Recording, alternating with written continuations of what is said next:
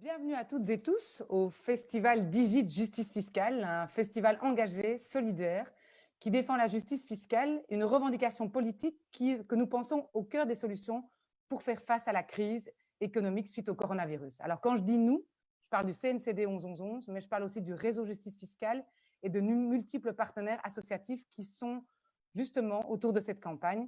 Et quand je dis justice fiscale, en fait, je parle des mesures qui permettent quelque part à tout le monde de participer de manière progressive à l'effort collectif pour financer les services publics et financer aussi la transition écologique. Et donc, évidemment, quand on parle de justice fiscale, on s'intéresse aux épaules les plus larges, c'est-à-dire aux hauts revenus et aux multinationales, et on regarde de plus près, est-ce qu'elles participent suffisamment, en tout cas, au financement des services publics.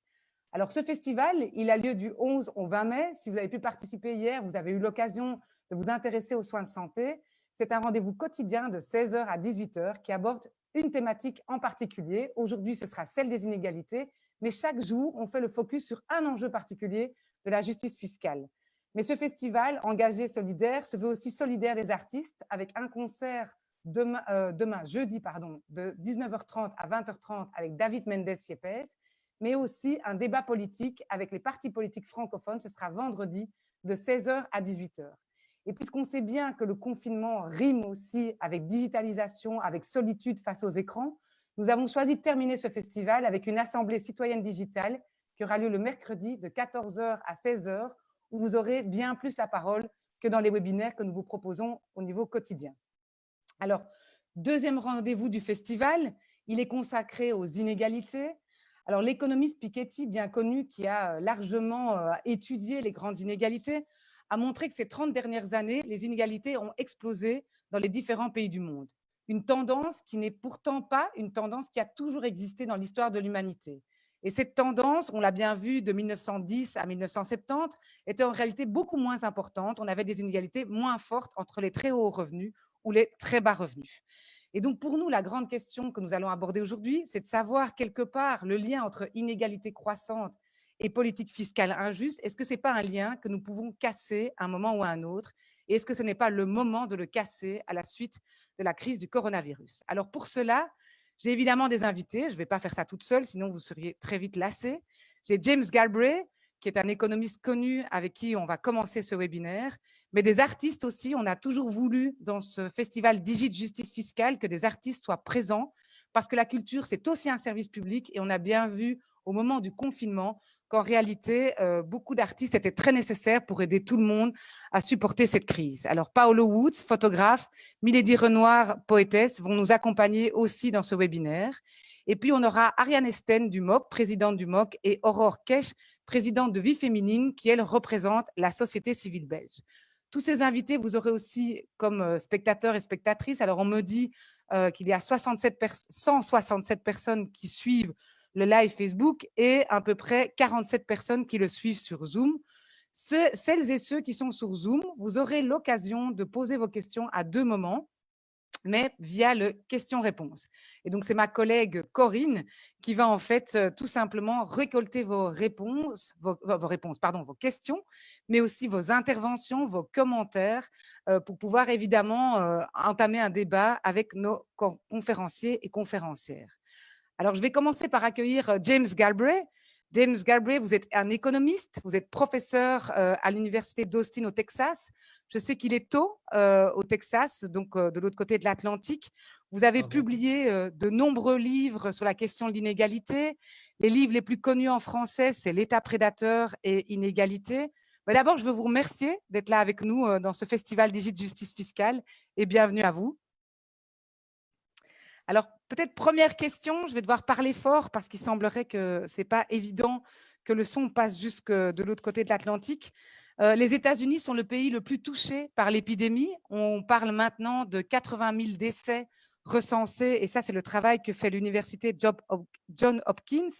Est-ce que quelque part, le coronavirus n'agit pas comme un révélateur des inégalités aux États-Unis? On voit que la communauté afrodescendante est fortement touchée par l'épidémie.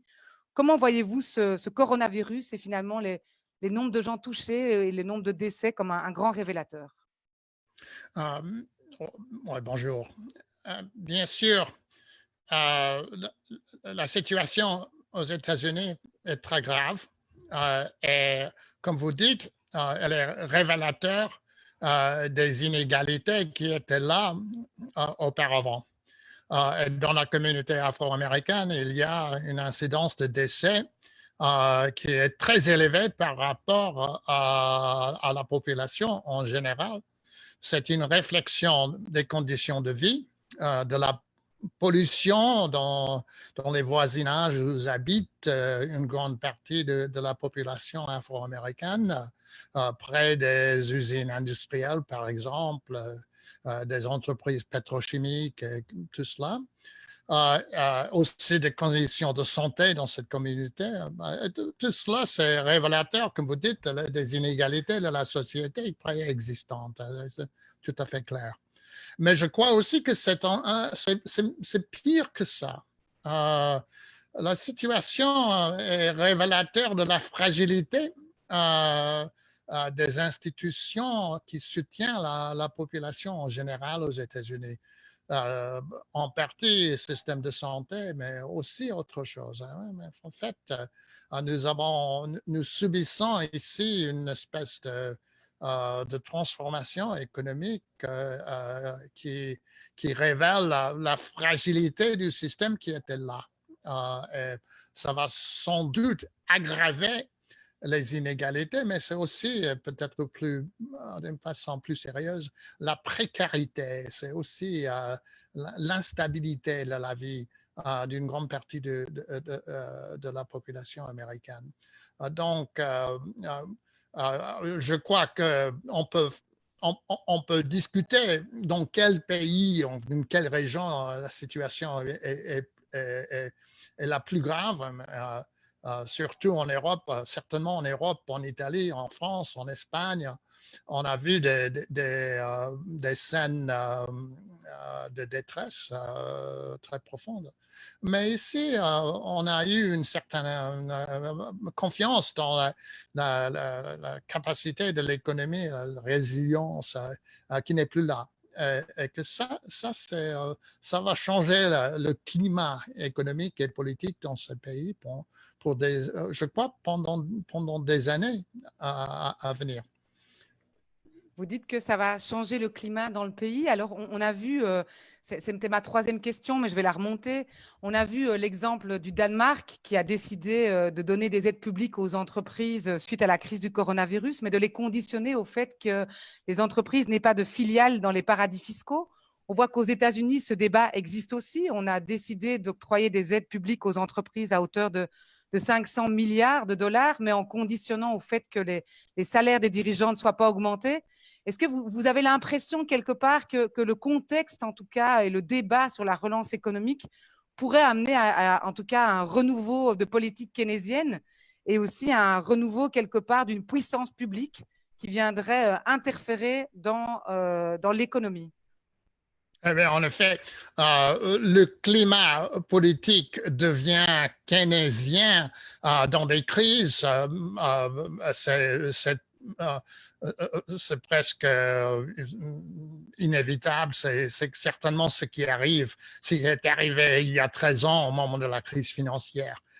Mais quel genre de politique keynésienne, de quel genre s'agit-il?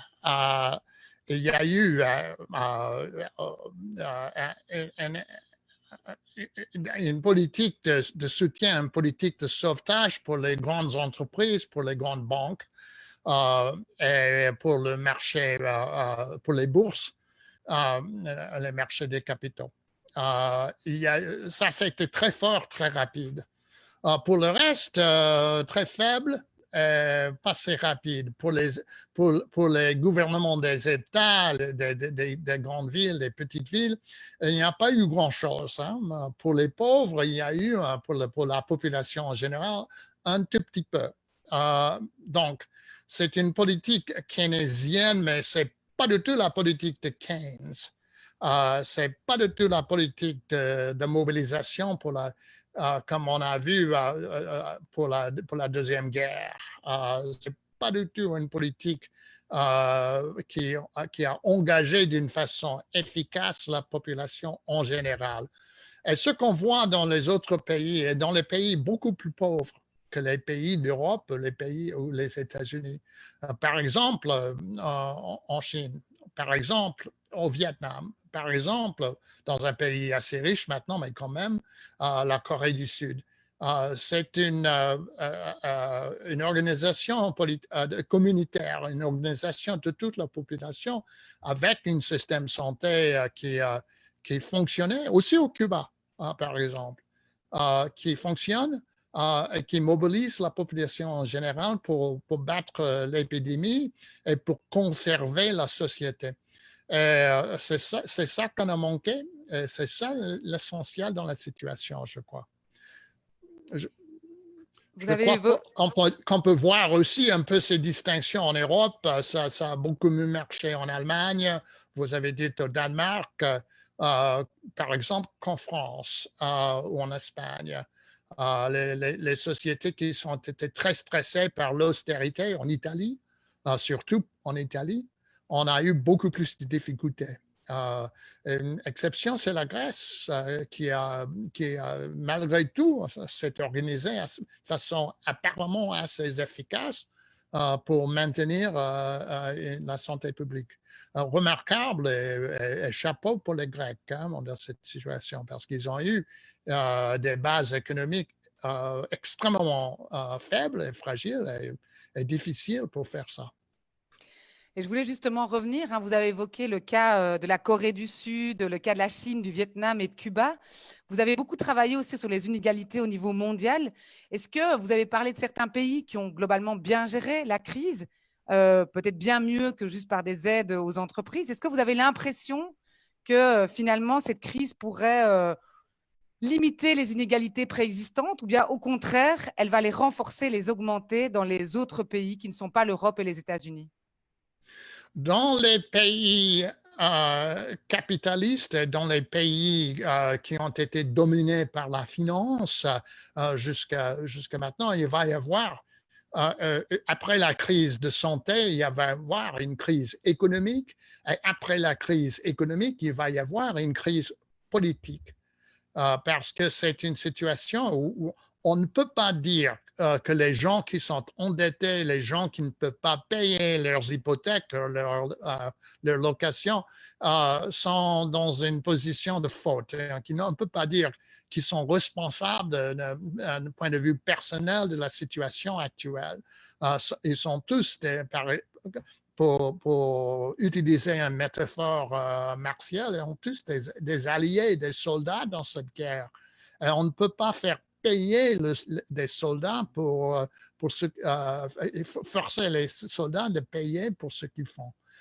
Donc, dès qu'il arrive au moment où on va faire des délocalisations, des évictions, forcer les gens de quitter leur maison, il va y avoir des problèmes politiques assez sévères. Et il va falloir choisir quel modèle.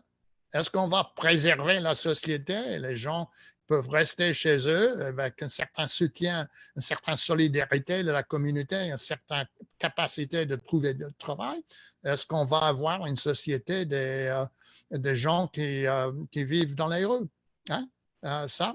Ça, on va voir. Je ne pense pas que ce n'est pas du tout décidé en ce moment. On a un gouvernement effectivement un gouvernement de prédateurs. Et si on ne peut pas changer d'une façon fondamentale cette attitude, cette disposition de prendre avantage financier de cette situation, on va avoir un conflit profond dans la société américaine aussi ailleurs. Je ne pense pas qu'on ne peut pas éviter cela dans certaines parties de l'Europe aussi. Et par rapport aux pays du Sud, donc si on sort de l'Europe et des États-Unis, comment est-ce que vous voyez quelque part ce que la crise va produire? Ça veut dire, est-ce qu'on va aller vers des inégalités explosives dans les pays du Sud, qui le sont déjà, ou bien vous pensez que peut-être il y aura, et il y a des signes d'espoir qui laissent penser que peut-être cette crise va amener à réduire les inégalités? Excusez-moi, que je posais la question en dehors des États-Unis et de l'Europe. Est-ce que vous avez l'impression que dans les pays du Sud, et on pense entre autres à l'Afrique, le coronavirus et le confinement va amener à une croissance des inégalités? Ou peut-être vous avez parfois des signes d'espoir qui vous laissent penser que ça pourrait amener en tout cas à un changement plus important? Je crois qu'on sait très peu de la situation actuelle dans la plupart d'Afrique, mais il va certainement avoir une situation très difficile par rapport aux dettes des pays du Sud envers les pays du Nord, surtout pour les commodités de base, pour la nourriture. Il va falloir renégocier, il va falloir effectivement que ces dettes soient effacées. Parce que les dettes qu'on ne peut pas payer ne seront pas payées. Ça, c'est une règle assez claire. Même les économistes peuvent le comprendre. Il vaut mieux faire une comptabilisation réaliste de cette situation que de laisser une crise, la crise devienne une crise de la nourriture sur le plan mondial, ce qui est très possible en ce moment. Donc, je ne pense pas que ça va tarder de devenir une crise financière sur le plan mondial. OK. Et alors, dans une tribune dans Le Monde, dans le journal Le Monde, vous avez décrit la crise comme étant celle du capitalisme et vous en appelez un État stratège où les ressources de l'État seraient retirées des intérêts privés. Est-ce que vous avez l'impression que cette narration gagne de l'espace aux États-Unis et en Europe? Dans certains coins, oui, mais on va voir. J'ai l'impression en ce moment, certainement aux États-Unis, la plupart de la discussion aux médias, il s'agit de comment faire une réouverture de l'économie. C'est une proposition que je trouve effectivement impossible, irréaliste, et il va falloir que ça passe, que les gens reconnaissent l'impossibilité de cette illusion. Après ce moment, on va peut-être avoir une discussion des alternatives, de la nécessité effectivement de reprendre de nous relancer sur la voie du New Deal de Franklin Roosevelt, Green New Deal vert, par exemple le mouvement pour la démocratie en Europe et dans le monde entier, qu'il va falloir effectivement reconstruire le système tel qu'on a été obligé de faire aux années 30. On peut le faire d'une façon démocratique. C'est ça, effectivement, l'histoire des États-Unis de cette époque. Mais il y a aussi des alternatives qui sont beaucoup moins agréables. Mais reprendre la voie d'il y a 6 mois, ça, on ne va pas arriver. Donc, il va falloir d'abord avoir cette discussion et encore passer à l'autre. Et peut-être qu'en ce moment-là, il va y avoir un espace pour une narration plus ambitieuse et plus réaliste. Espère-t-on. Tout à fait. Je vais faire quelque chose qui n'était pas prévu dans notre programme, mais il y a beaucoup de questions qui s'accumulent dans le chat. Donc, je vais laisser la parole à ma collègue Corinne, qui va faire remonter des questions des participants pour vous, James Galbraith. Corinne, si on peut t'entendre. Est-ce que vous m'entendez? Bonjour. Bonjour. Bonjour, monsieur. Oui, plusieurs questions de la part de nos spectateurs. Des questions d'actualité liées à Donald Trump. En fait, il semblerait que certains Américains pensent que s'il n'y a pas de revirement au niveau du gouvernement américain, les USA seront coulés économiquement. Qu'en pensez-vous et que pensez-vous de l'incidence de la crise sur les perspectives de réélection de Donald Trump? Ça, c'est une première question et j'en ai 2 autres après. Oui, mais en effet, ce chat m'a empêché de vous écouter d'une façon très claire. Vous pouvez répéter. Oui, tout à fait. Est-ce que vous m'entendez bien? Comment? Ah, la réélection de Donald Trump. Pour l'instant, on peut dire que pour la plupart, on considère que sa réélection n'est pas très probable.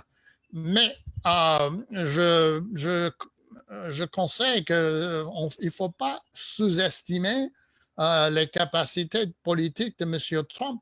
C'est l'erreur qu'a fait le Parti démocrate en 2016. Donc, pour l'instant, il faut certainement dire que M. Biden, qui va très probablement être le candidat des démocrates, ce n'est pas un candidat très fort en ce moment. Il n'existe pas un programme d'imagination, un programme effectivement de mobilisation du Parti démocrate. Donc, d'ici novembre, beaucoup de choses peuvent arriver. Je ne sais pas. Je ne veux pas dire que M. Trump va être parti au mois de janvier 2021. Mais il faut dire que ces problèmes ne sont pas tout à fait les problèmes de M. Trump. C'est un problème d'un système qui est basé d'une façon beaucoup trop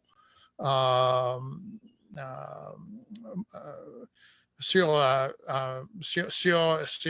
les relations financières très fragiles, sur les marchés de bourse très volatiles,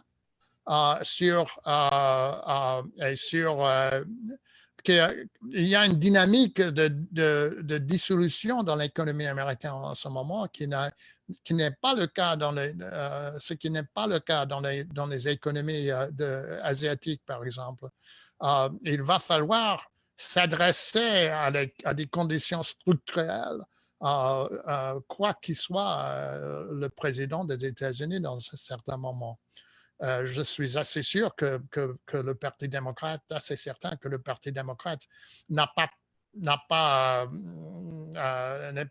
en condition, en état de réaliser, de reconnaître la gravité de la situation actuelle.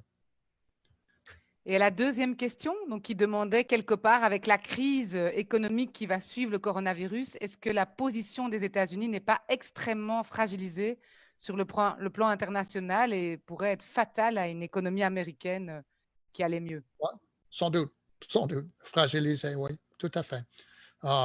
C'est une situation qui n'a pas précédent disons, jusqu'avant la guerre civile aux États-Unis en 1860. Une situation de difficulté pour la position américaine très profonde. C'est clair. On a encore 2 questions des participants, Corinne. Oui. Est-ce que vous pourriez nous donner votre vision des rôles actuels et prévisibles des GAFAM dans la crise et l'après-crise par rapport aux inégalités sociales? Par rapport aux inégalités sociales, quoi exactement? Oui, par rapport aux inégalités sociales, quelle est votre vision du rôle des grands groupes que sont Google, Amazon, Facebook par rapport aux inégalités et aux rapports sociaux que l'on peut voir dans la société? Les médias sociaux? Oui, les grandes entreprises des médias sociaux. Donc Ah oui, Facebook, oui, Twitter. Google, Amazon. Je m'en occupe pas. Je ne suis pas sur Facebook, je ne suis pas sur Twitter. Ça, c'est très bon pour la santé de ne pas y être. Mais je crois que c'est très clair. Mes étudiants me disent que que la position de Facebook, c'est vraiment l'effet sur la psychologie, sur la conduite économique, c'est de renforcer des inégalités. C'est effectivement une quantification des hiérarchies sociales. Ça, c'est un peu obsédant, quoi. Mais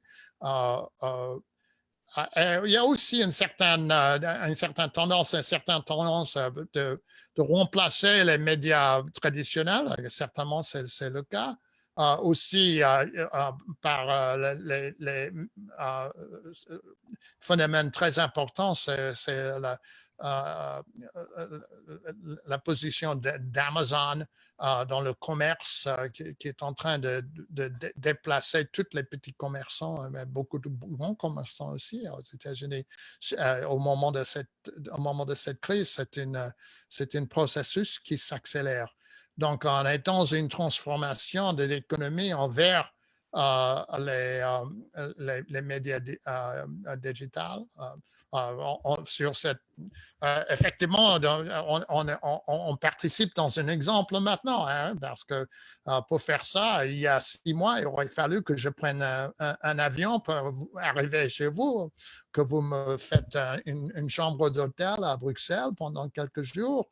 Ça aurait été très agréable, mais maintenant, on peut le faire d'ici, de ma maison à Austin, sans problème. Hein. Alors, ça va nous changer les vies. Hein. Tout à fait. Ben, on va profiter du coup d'une dernière question que nous permet justement le digital et le fait que vous n'avez pas dû vous déplacer ni polluer pour venir nous rejoindre. Corinne, c'est une question sur l'insurrection.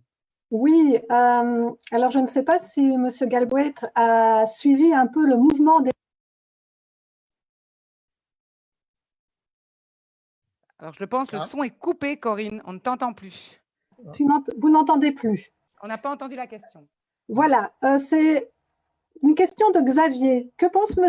Galbraith des différents mouvements d'insurrection populaire et plus particulièrement celui des Gilets jaunes en France? N'est-ce pas la solution pour changer de modèle de société? Alors, il va falloir que vous répétiez, s'il vous plaît. Donc, la question porte sur les Gilets jaunes. Les Gilets jaunes, vous voyez ce que c'est? Le mouvement qui a eu lieu en France, qui s'est opposé, entre autres, à l'annulation de l'impôt sur les grandes fortunes. Et donc, la question, c'est si vous avez suivi un peu ce mouvement des Gilets jaunes, est-ce que vous pensez que ce sont des mouvements d'avenir? Ouais, c'est une question profonde et difficile. Il va falloir certainement avoir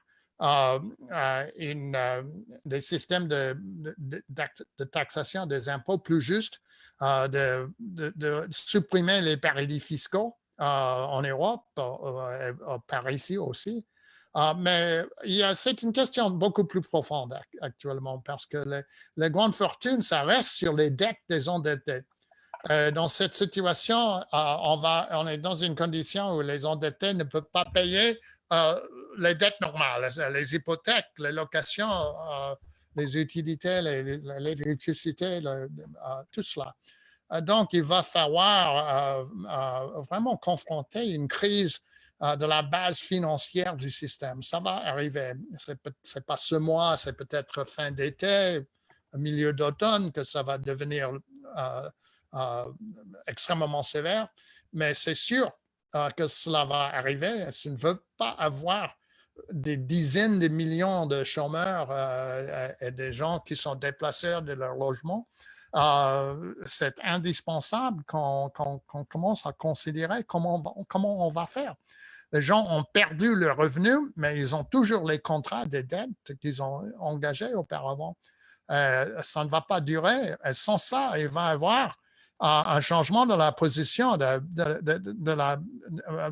riches parce qu'ils sont les déteneurs de ces dettes et ce sont effectivement la base de les fortunes financières qui existent.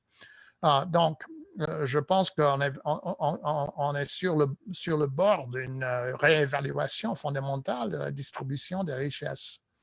Le système de taxation, ça fait partie de cela, mais ce n'est pas l'histoire complète. Tout à fait. Ben, merci James Galbraith. Je pense que c'était en tout cas très appréciable de vous avoir et je pense que vous avez conclu clairement en disant qu'il va falloir retravailler sur la redistribution des richesses.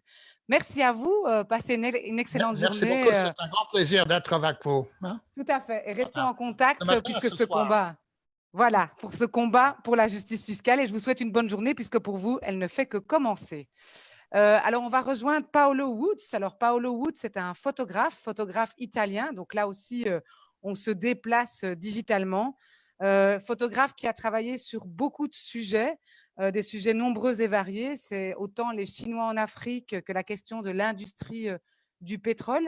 Mais Paolo Woods, il a travaillé particulièrement sur une question que nous avions envie d'aborder dans le cadre de ce webinaire, qui est la question des paradis fiscaux. Vous avez travaillé avec votre collègue Gabriele Galimberti et vous avez publié en 2017 une enquête photographique et économique sur les paradis fiscaux. Une enquête qui s'appelle The Heavens, les paradis, et une enquête qui a duré 3 ans. Alors, Paolo, j'espère que tu es là. Je ne te vois pas. Est-ce que Paolo est là? Moi, je suis là et je te vois bien.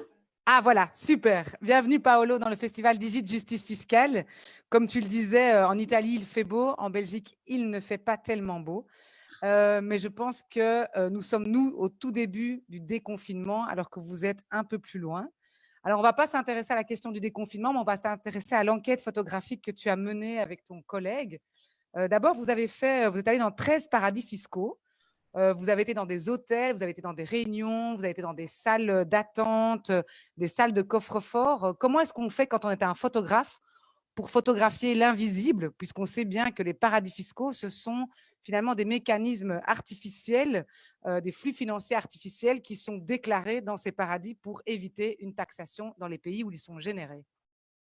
C'était absolument le défi, c'est-à-dire la photo doit photographier ce qui existe, ce qu'on peut voir, et donc essayer d'utiliser un instrument comme la photographie pour raconter quelque chose d'immatériel et qui veut être immatériel, veut être opaque ou même invisible, est très difficile.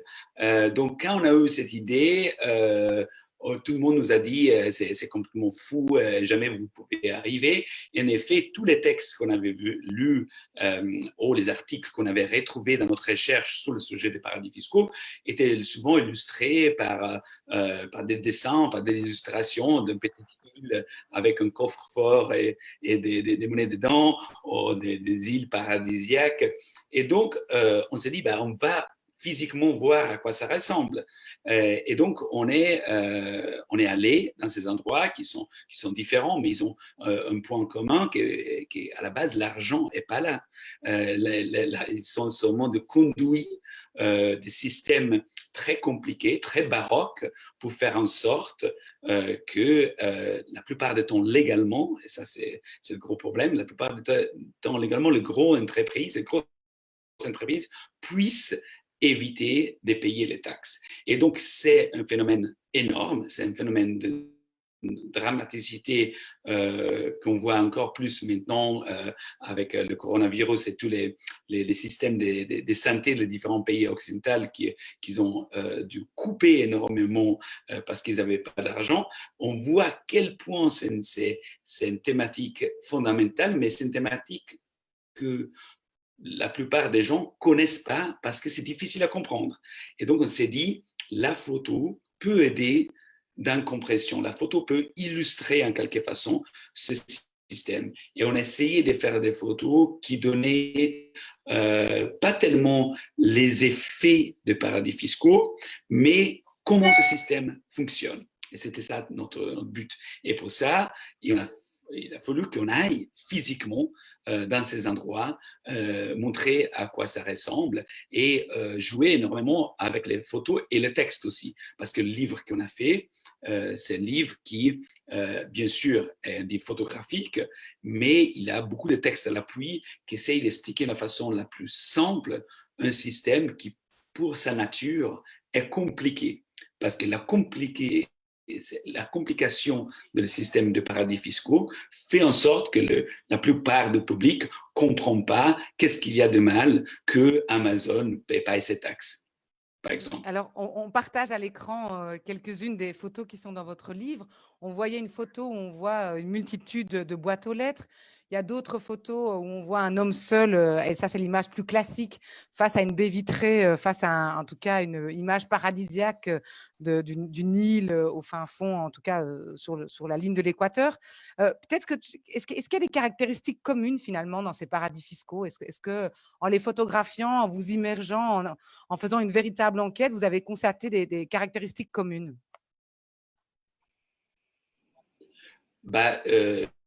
Une des caractéristiques communes, c'est les paradis fiscaux n'ont pas très envie de communiquer, donc ils sont pas très ouverts à laisser rentrer des photographes comme ça fonctionne. Et l'autre chose, c'est quand finalement on rentre, et on est rentré dans beaucoup d'endroits, il n'y a pas beaucoup à voir. Parce que ce qui est intéressant, c'est que l'argent n'est pas vraiment les îles Caïmans ou à Jersey. Ils sont toujours à Londres, à New York, l'argent. Les paradis fiscaux, c'est un système de construction imaginaire pour faire en sorte que l'argent transite par ces endroits, mais il ne s'est pas arrêté là. Et donc, c'est ça qui est intéressant, c'est comment on allait traduire en images ces endroits où il n'y avait rien, où il y a des boîtes postales. Et une boîte postale, c'est le siège d'une compagnie, une grosse compagnie qui évidemment n'a pas son siège là, elle a son siège seulement pour des raisons fiscales.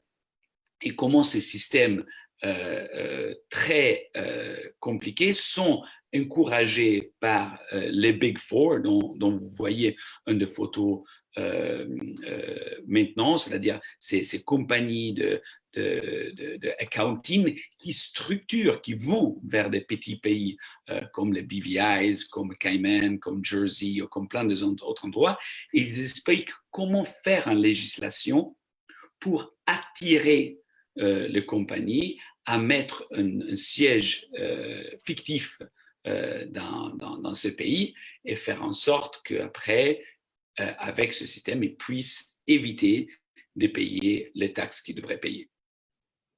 Alors, tu l'as dit toi-même, hein, vous avez été dans beaucoup de paradis fiscaux, vous avez même créé une société offshore. Ça, tu l'expliqueras sûrement plus longuement. Tu l'as dit aussi, hein, c'est très discret souvent les paradis fiscaux et ce sont en tout cas des milieux assez opaques, même si en réalité les Big Four passent beaucoup de temps à attirer les gens pour leur permettre de créer facilement ces sociétés offshore. Est-ce que c'était facile d'avoir la confiance des milieux, d'entrer, de mieux les connaître pour pouvoir mener votre enquête photographique et journalistique? Mais absolument non. C'est une des raisons qui nous a pris 3 ans. Finalement, on aurait pu faire notre investigation en 3 mois si on avait eu l'accès. Le grand partie du travail, ce n'était pas les photos que Gabriela Galimberti et moi on a fait. La grande partie du travail, c'est de la recherche, comprendre en première façon, nous, comment ça marche le système, parce que nous, on n'est pas des économistes, on est des gens normaux qu'on trouvait que c'est un sujet fascinant d'essayer de raconter quelque chose qui est au cœur de l'économie, parce que les paradis fiscaux, ce n'est pas une petite histoire marginale, c'est vraiment une partie structurelle de la façon que la corporate industrie fonctionne aujourd'hui.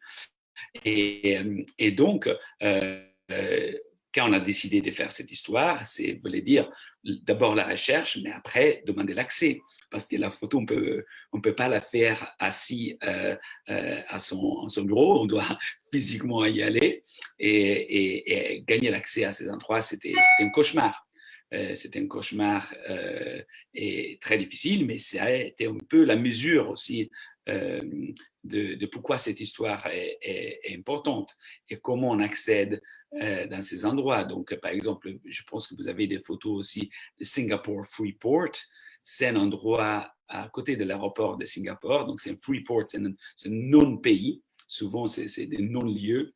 Et là, vous avez un des endroits les plus sécurisés au monde où il y a plus d'œuvres d'art que dans le musée. Il y a plus de bijoux que chez Tiffany. Et il y a énormément de fonds aussi cachés de tous les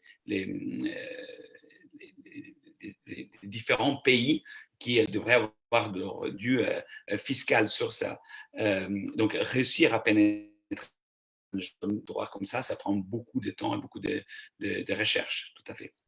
Alors peut-être tu peux nous expliquer, parce que ça tu l'as pas dit, vous avez créé une société offshore. Donc votre enquête journalistique vous a amené à vous-même créer une société offshore. Comment ça s'est passé?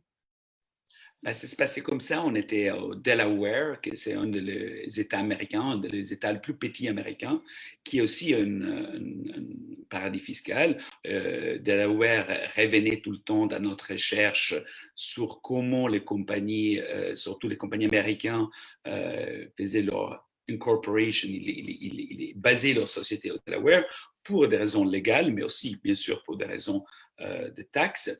Et donc, il y a ce bâtiment qui est un bâtiment complètement anonyme, je dirais presque un bâtiment de bureau. Et on avait vu qu'il y avait des milliers et milliers de grandes compagnies américaines qui étaient basées dans ce bureau, avaient leur siège dans ce bureau, leur siège économique et légal en tout cas.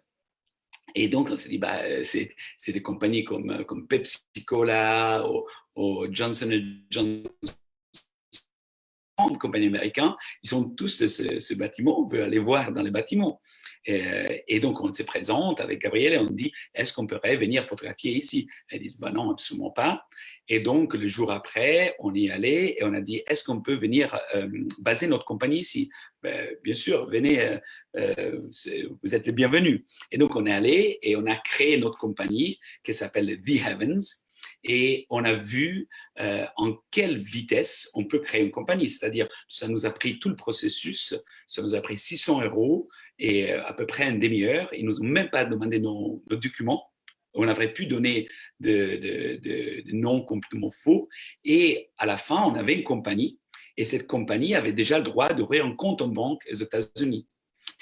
Et donc, quand on a fait le livre, je vous montre la couve du livre, je ne sais pas si vous voyez la vidéo, mais quand on a fait le livre, on a fait comme si c'était le annual report de notre compagnie, parce qu'on a construit le livre comme les grosses compagnies font, ils construisent un rapport annuel de comment elle marche la compagnie. Et donc, j'essaie de vous montrer, mais donc, à tout le long du livre, il y a des photos qui racontent un petit peu les paradis fiscaux, mais il y a aussi des statistiques, il y a aussi des choses qui racontent l'importance, par exemple, de l'Angleterre et dans tout ça. Donc, faire notre compagnie, que malheureusement, on n'a pas utilisé pour évader des taxes, on l'a utilisé seulement comme point de vue symbolique pour raconter comment le système marche.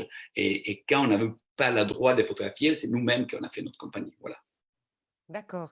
Et alors peut-être que tu as bien vu que le fil rouge de ce webinaire, c'est le lien entre l'injustice fiscale et les inégalités. Toi qui as évidemment passé beaucoup de temps dans les paradis fiscaux, comment tu en es ressorti et quelque part, à quel point est-ce que tu considères que les paradis fiscaux, c'est ce qui permet aussi de renforcer les inégalités dans le monde? Il n'y a absolument pas de doute à plein de niveaux différents. C'est-à-dire que ce qu'on a vu à la base, que le système des paradis fiscaux, ce n'est pas un système pour éviter les taxes pour quelqu'un comme moi et toi. Nous, on ne pourrait pas aller dans un endroit comme ça et éviter de payer les taxes qu'on paye normalement. C'est un système qui est conçu pour de grandes compagnies qui ils ont le pouvoir et sont même obligés en quelque façon. Si vous êtes une grande compagnie publique, à un certain moment, vos actionnaires, ils vont vous demander de faire ce que s'appelle de l'optimisation fiscale.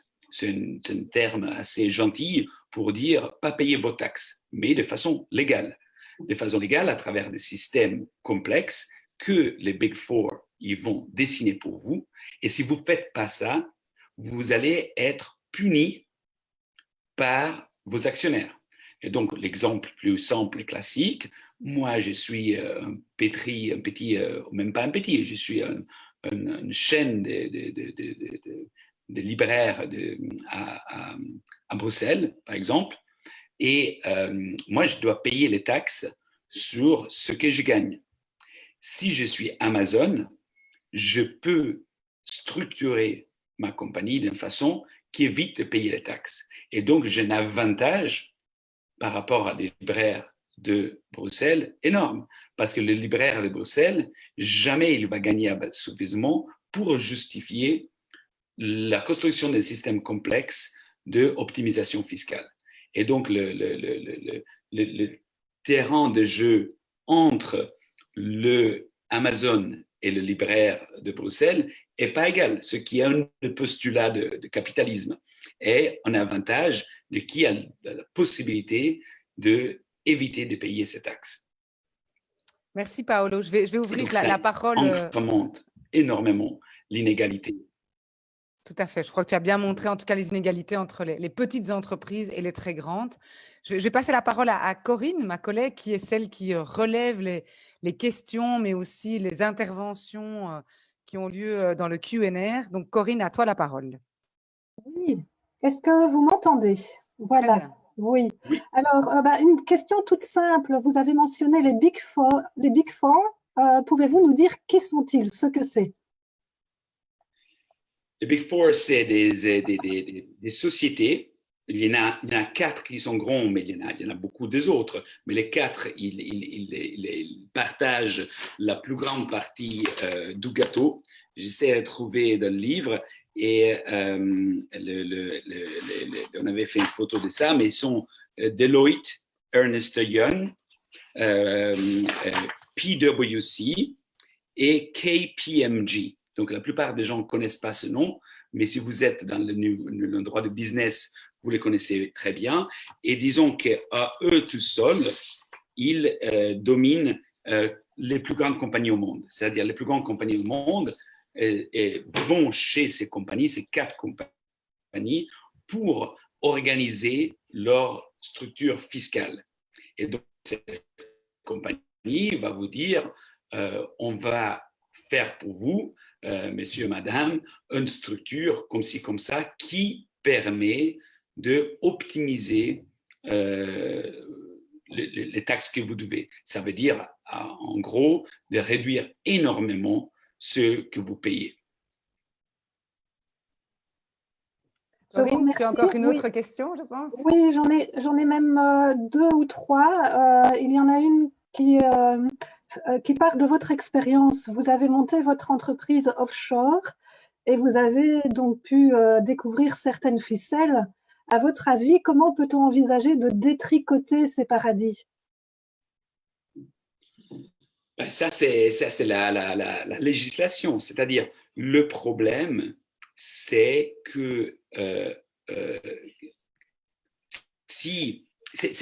alors, je fais une panaille, c'est le rapport entre les pays.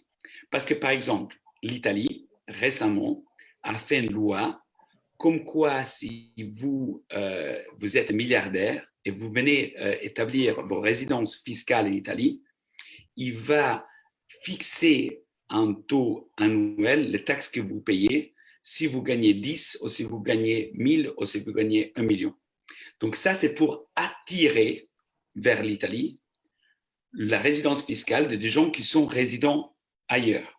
Et donc les pays se font la compétition entre eux, notamment en Europe. Le Luxembourg a longtemps fait compétition à tous les autres pays, l'Irlande aussi, pour faire en sorte d'attirer, encore une fois, légalement, mais pas moralement, hein, légalement, les différentes entreprises ou individus très, très fortunés vers un endroit, lui promettre de payer très peu de taxes en échange d'un entrée fixe. Et donc, les pays se font une espèce de guerre avec ça. Et donc, quand il y a des législations internationales et une mise à l'écart, ce que l'Europe a essayé de faire un peu en tout cas, de mise à l'écart de les pays qui font une politique de ce genre qui essayent d'attirer de façon non correcte les fortunes, les compagnies des autres pays, ça, c'est une solution. Donc, c'est quelque chose qui peut se faire si les gens ils se rendent compte de l'énorme dommage qui est fait à leur société. C'est difficile pour les gens de connecter le fait qu'Amazon ne paie pas les taxes dans votre pays avec le fait qu'il n'y a pas suffisamment de médecins et infirmiers ou enseignants dans votre pays. Mais c'est un lien direct. Et une des raisons que Gabriel et moi on a fait le livre, c'est d'essayer de poser ce lien. Si moi j'ai dit c'est pas bien de mettre des fourrures et je montre une photo d'une baby phoque tuée sur la banquise, il y a un rapport direct. C'est beaucoup plus difficile de faire ce rapport direct dans le cas les dommages énormes qui sont portés à nos sociétés par les paradis fiscaux. Merci Paolo. Corinne, je pense qu'il y a encore d'autres questions. Oui, alors j'en ai une qui est très pratico-pratique. Certains qui nous regardent demandent si le livre est traduit en français et si on pouvait en mettre les références sur la visioconférence. Voilà, ça c'est une première chose. Et alors, oui. Le livre existe en français et on a un petit problème technique, donc juste pour confirmer. Dewey Lewis, un éditeur anglais, et en français s'appelle Les Paradis. Et en français, le livre s'appelle Les Paradis, édité par l'éditeur Delpire. Corinne, encore une dernière question pour notre invité?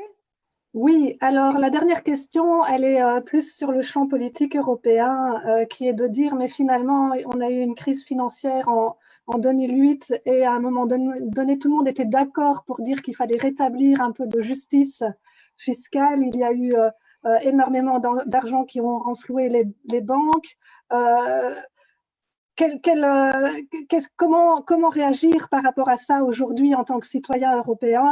Quelles sont les positions des gouvernements actuels pour arriver finalement à faire en sorte qu'on empêche les compagnies de créer des sièges fictifs, par exemple? Comment faire pour que tous les pays et les États aient la même politique fiscale? C'est vraiment ce qui semble intéresser nos spectateurs et spectatrices.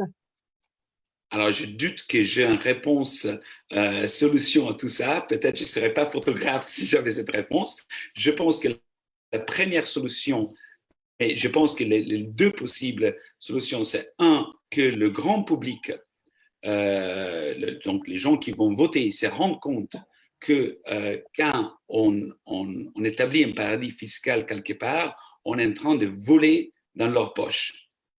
Et donc, c'est un dommage qui est porté directement à les gens. La première chose. La deuxième chose, au niveau de pays, c'est qu'il ne faut pas qu'il y ait une concurrence entre les pays en matière fiscale. Parce que ça porte à les dangers et à les problèmes qu'on a vus avec la prolifération des paradis fiscaux. Donc, typiquement, l'Europe, c'est la politique au niveau européen contre ça. Ça peut être une partie des solutions. Et d'ailleurs, l'Europe a essayé en partie, typiquement, de dire à les grandes compagnies américaines que quand ils font du business en Europe, ils doivent payer les taxes dans le pays où ils sont en train de gagner de l'argent, avec des résultats pas toujours égaux, pas toujours bons, mais c'est sûrement la bonne voie. Et typiquement, les États-Unis, ils ont répondu en essayant de défendre leur compagnie et faire en sorte qu'ils soient protégés de l'idée qu'ils doivent payer les taxes dans l'endroit où ils gagnent. Merci Corinne, merci à tous les participants, spectateurs et spectatrices. Merci Paolo, je pense que tu as très bien fait le lien, comment un artiste peut travailler sur une question aussi complexe que les paradis fiscaux et essayer fondamentalement de montrer à quel point l'évasion fiscale, en fait, ça fait directement, c'est dommageable en fait pour tout le monde et c'est dommageable de manière très directe et très visible dans le manque de médecins, mais aussi dans le manque de soutien à la culture et dans le manque aussi, par exemple, d'investissement dans l'école. Merci à toi, Paolo. Si tu veux, tu peux rester avec nous. Je vais passer du coup la parole à Milady. Merci. À Milady Renoir. Alors, Milady, tu es poétesse. Tu es née après la légalisation de l'IVG, en tout cas en France, pas en Belgique. Sinon, tu serais vraiment très jeune. On avait très envie que tu sois là avec nous. On avait envie d'avoir un regard décalé, un regard poétique, un regard d'artistes qui sont particulièrement malmenés dans le cadre de cette crise. Et donc, à toi la parole. Tu as carte blanche. Merci beaucoup. Bonjour à toutes et à tous. Voilà, merci à l'équipe du CNCD pour l'invitation et puis la possibilité d'écrire entre les lignes. Du coup, là, je lis mon texte et je ne vous vois pas, mais voilà, je me sens avec vous. Et je vais intervenir 2 fois et j'ai envie d'appuyer mes 2 interventions sur 2 termes emblématiques de moments de crise, bien que j'en ai connu beaucoup moins que d'autres. J'ai choisi 2 termes, donc la disparition et l'apparition, qui sont sortis d'une proposition d'écriture d'une amie, Aliette Grise. Et donc, le poème que j'ai écrit, c'est brutalement écrit pendant l'écoute des interventions, les 2 interventions juste avant. Et il s'articule, en tout cas pour celui-ci, sur ce qui disparaît, a déjà disparu ou disparaîtrait. Et on verra si j'arrive à faire apparaître des choses pour la seconde intervention tout à l'heure. Je te regarde. En fait, je regarde chaque personne qui respire, chaque personne qui marche, qui avance, qui naît, qui fabrique, qui agit, qui réagit, qui pétrit, qui se rend malade, qui tombe malade, qui est prête à tout. Je vous regarde tous, je te regarde toi. Je regarde certaines personnes plus que d'autres, Marc. Mais là, je te regarde. Toi, là. Ben, je te regarde. Je te vois pas, mais je te regarde. Enfin, je ne vois qu'une partie de toi. Mais ça me suffit. Tu me connais, je crois. Je m'appelle l'ombre. Ombre, l'ombre. J'ai l'habitude de faire sombrer, de basculer, de contraster. J'ai le phénomène facile. Je fais partie de tellement d'éventualités. J'ai la lueur d'espoir dans le collimateur. Je glace les croix, je réchauffe les obus. Je défonce les murs qui font maison, qui font gestion, qui font confort. Mes outils de travail, c'est la massue, le brûlis, la notion d'urgence. J'ai jamais aimé la photosynthèse, la biodiversité et encore moins ceux qui la revendiquent. Tu veux que je t'en dise plus ? Alors, dans ma famille, il y a une fratrie bien puissante. Ma sœur, l'absence. Ma mère, l'urgence. J'ai un frère qui s'appelle le creux. Et alors, on a une grande aïeule commune, la peur. J'ai grandi très vite. Et je grandis encore de jour en jour et depuis toujours. Comme je t'ai dit, je me relie à toutes les manifestations des gens, dans le travail, dans l'effort, dans la lutte, dans l'amour, dans le couple, dans la rue, dans le rien pensé, dans le bien fondé, dans les alliances, dans les conflits, dans le plaire à tes parents, dans les droits sociaux, dans le faire commun, dans les dimanches, dans les rêves, je m'immisce. Je suis juste à côté. Tu vois le maquillage des visages défaits, les mines blafardes, tu les vois ? Ben, j'y suis. Mais en fait, tu peux me remercier. J'ajoute de la complexité, je suis comme une valeur ajoutée. Non mais, te sauve pas, de toute façon, tu peux pas. Je suis comme une pluie sincère, une chanson en douce, loin de cela couler douce. Regarde, dans ton wallet, mate ton crédit. T'as une fin de toi difficile, tu pèses lourd, tu pèses rien, même traitement. En fait, vous devriez être contents, toi et toi et toi. Soyez mécontents, de toute façon, j'avance, je suis là. Je suis l'ombre. Alors très souvent, on m'a traité de monstre, mais oui, monstrifier, c'est une résistance. Fais de moi ton monstre et je mangerai mieux. Sois en colère, j'enfle. Tes veines palpitent de perdre ton job, ta famille ou ta conscience, j'ouvre la bouche encore plus grande. Vacuité, vanité, tout ça c'est du dessert pour moi. Tu t'insurges, tu mets ta gorge dans l'avenue, tu arbores un gilet jaune, un gilet noir, je déchire le tissu et je scarifie tes peaux. Mais oui, c'est moi qui te LBD, c'est moi qui te taser. C'est moi qui ai adapté mes armes d'année en année. Faut dire qu'on m'a donné les moyens. Mais oui, c'est cruel, c'est injuste, c'est parallèle au bien commun, c'est contraire à la justice, mais faut dire que je suis assez capricieuse, je suis une ombre après tout. Je fais des tours de magie, j'agis dans ton dos. J'ai dormi dans des dortoirs militaires. Je roule sur du chemin de fer de cobalt congolais. Je sniffe l'uranium burundais. Je suis partout, en fait. J'ai le béton prêt à couler dans ta tête. Tu sais bien que j'ai la terre d'entre mes mains. Je sais que t'aimes pas ça. Tu sais que j'ai la paume sur le bouton rouge. Tu sais que toute cette pandémie me rend fébrile et en même temps terriblement excitée. Je suis là. Je suis là, je suis là, je suis là, je te vois. Je te regarde pas, je te vois. Et en fait, je t'écris tout ça en me foutant du reste. Juste après, là, qu'on ait un petit peu parlé, je vais me foutre de toi aussi. C'est facile d'être derrière chacun d'entre toi, d'entre vous. Vous êtes si nombreux et moi, je suis unique. Je vous noie comme des chatons. Je règle des ultimatums sur l'horloge de ton salon. Lève les yeux, baisse les yeux, vas-y, lève-toi, marche, renifle. Moi, j'ai mis mon souffle dans ton dos. Regarde, je te vois pas, mais je suis juste derrière toi. Merci Milady. Je pense que tu es juste derrière nous. Alors évidemment, on n'est pas tous ensemble physiquement pour pouvoir t'applaudir, mais je pense que, en tout cas, le cœur y est, que ce soit de moi ou de ceux qui sont dans le public, parce que tu as bien pu imaginer qu'est-ce que ça veut dire aussi cette évasion fiscale, cette optimisation fiscale, quand on le dit de manière plus jolie. Merci Milady, on te retrouve tout à l'heure. Alors je vais inviter Aurore Kesh et Ariane Esten.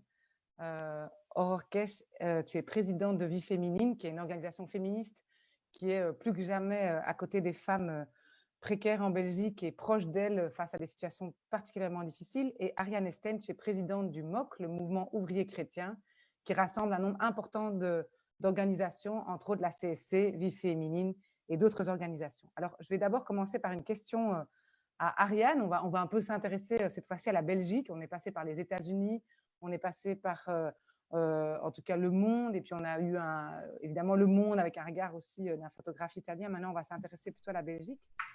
Ariane, quelque part, la crise du coronavirus et les mesures de confinement ont exacerbé des inégalités déjà existantes. Rien que les inégalités de logement, c'est déjà une première inégalité très forte. Comment est-ce que vous l'avez vécu et comment tu vois les choses maintenant qu'on en sort tout doucement? Bonjour à tout le monde et merci beaucoup pour l'invitation.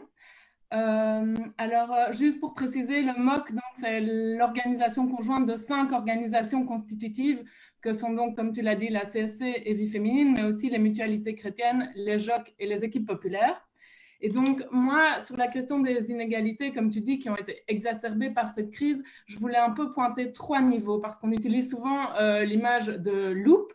Cette crise a joué un rôle de loupe par rapport à toutes des inégalités qui étaient préexistantes, mais qu'on a mieux vues. Et cela à 3 niveaux. D'une part, au niveau de la contagion sanitaire, je vais y revenir. Ensuite, des impacts de ce confinement. Et puis, sur la question aussi de la visibilité. Donc, je voulais repasser par ces 3 niveaux. Donc, sur le premier, vraiment au niveau de la contagion, en fait, on voit qu'il y a une double inégalité, puisqu'on sait que ce virus s'attaque plus dangereusement aux personnes qui ont d'autres problèmes de santé. Et on sait aussi que les milieux populaires ont sont en moyenne en moins bonne santé. Il y a des études qui montrent qu'il y a moins de médecins généralistes dans les zones qui sont plus populaires, etc. Et en plus de ça, ces personnes-là, des milieux plus précarisés, à qui on a demandé de continuer à aller travailler et d'être en contact avec le virus. Que ce soit dans la grande distribution, dans la mobilité, dans la question du nettoyage. Et donc là, on voit qu'il y a vraiment une double inégalité où des personnes qui, à la base, sont en moins bonne santé doivent continuer à aller au contact de ce virus-là. Ça, c'est une première chose. Alors, au niveau de l'impact du confinement, ça, on l'a beaucoup dit dans les médias, les images qu'on voit, c'est des familles dans des grandes maisons, 4 façades à la campagne, avec un peu cette idée que cette période va nous amener de l'introspection et de la philosophie. Bon, évidemment, ça ne parle pas du tout des publics avec qui on travaille, nous, au MOC, puisqu'on a vu que le fait de devoir rester confiné chez soi pour toute une série de personnes qui, d'abord, parfois, n'ont pas de chez soi, et puis qui sont dans des petits logements de mauvaise qualité, où c'est impossible d'étudier, de travailler, de s'occuper des enfants en même temps, et que donc finalement ce confinement a augmenté, intensifié les inégalités, et en particulier aussi sur les femmes, mais ça Aurore en parlera après. Mais donc, de nouveau, ici, on voit bien que souvent on disait, en fait, on est à égalité face au virus, parce que ce qu'on voulait dire quand on a beaucoup entendu ça, c'était de dire, comment dire, tout le monde est dépendant du fait que le virus disparaisse. Et donc, en ça, je pense que ce qui est vrai, c'est qu'on est interdépendants et que la santé de chacun est liée à la santé de tous. Mais par contre, ça ne parle pas du tout de la question de l'égalité face au virus. Et je pense que c'est une confusion qui a souvent été faite. Et alors, le troisième niveau que je voulais aussi pointer, qui est lié au deuxième, c'est celui de la visibilité. Qui on voit dans les médias, qui on voit au JT, qui on interroge, c'est vraiment toujours, je pense, une classe moyenne. Et nous, au MOC, les organisations constitutives sont vraiment aux prises avec de toute autre réalité, qu'il s'agit des personnes migrantes, des personnes qui dépendent de services sociaux qui ont fermé, de personnes qui subissent des violences, qu'il s'agisse des femmes, qu'il s'agisse des personnes voilà, qui dépendent de colis alimentaires qui se sont arrêtés. On travaille avec un public finalement qui a été très peu visibilisé pendant ces derniers mois. Et donc, voilà, de mon point de vue, vraiment, cette crise a exacerbé des inégalités. Et bien qu'on ait beaucoup entendu qu'on était dans le même bateau, non, en fait, c'est les personnes les plus précaires qui en payent davantage le prix. Merci Ariane. Alors, je veux juste rappeler à nos spectateurs, spectatrices, donc on est à peu près 70 dans le Zoom et on est 170 ou un peu moins dans le live Facebook. Si vous voulez poser des questions, parce qu'il y aura un espace de questions-réponses, c'est bien dans le Q&A, ce qui permet du coup à Corinne, ma collègue, de remonter les questions auprès des deux intervenantes. Alors, Aurore, toi, tu travailles pour Vie Féminine, tu es la présidente. Ariane a déjà un peu parlé, mais c'est vrai qu'on a beaucoup dit les femmes sont sur la première ligne de front de la pandémie. On pourrait un petit peu discuter de cette expression très militaire et guerrière de est-ce que vraiment ce n'est pas aussi une vision masculine de comment est-ce qu'on travaille sur des épidémies ou des maladies. Mais bon, en tout cas, les femmes, c'est évident, sont surreprésentées dans les soins de santé, surreprésentées dans les grandes surfaces, mais c'est aussi elles qui assument largement les tâches domestiques. Je lisais ce matin une dernière étude qui est sortie aussi en France qui montrait qu'on avait beaucoup d'espoir sur le fait que le confinement amènerait des hommes à mieux partager les tâches domestiques, puis ils seraient confinés à la maison et donc du coup, quelque part, obligés de là aussi se rendre compte de ce que ça veut dire et de partager les tâches. Et cette étude met à bas cette idée puisqu'elle montre qu'au contraire, les femmes sont plus que jamais surchargées, que ce soit pour s'occuper des enfants ou pour les tâches domestiques et pour les courses et la cuisine. Mais donc, la question, c'est évidemment, les femmes sont-elles plus touchées par l'épidémie et la pandémie? Et puis aussi, est-ce qu'elles ne vont pas un peu payer doublement le prix de la crise qui arrive déjà? Alors, la réponse est oui, mais bonjour à toutes et à tous, où que vous soyez. Donc oui, évidemment. Donc, elles payent déjà la manière dont la société est organisée depuis toujours.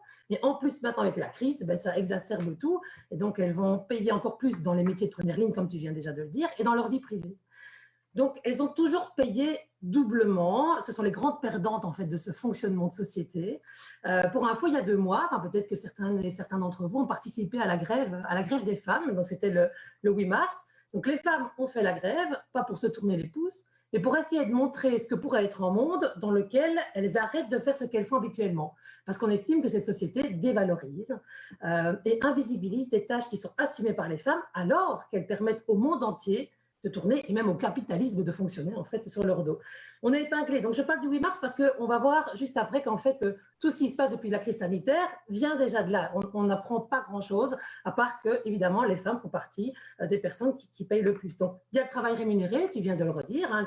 Elles sont pour le coup cette crise remet un gros coup de projecteur sur les secteurs qui sont à plus de 80% occupés par les femmes. Donc, on a parlé des caissières, des infirmières, mais c'est aussi toutes les aides à domicile, les aides aux personnes âgées, les personnes qui font le nettoyage, des secteurs qui sont encore ouverts, qui de fait sont des secteurs dévalorisés. Il y a aussi le soin aux autres.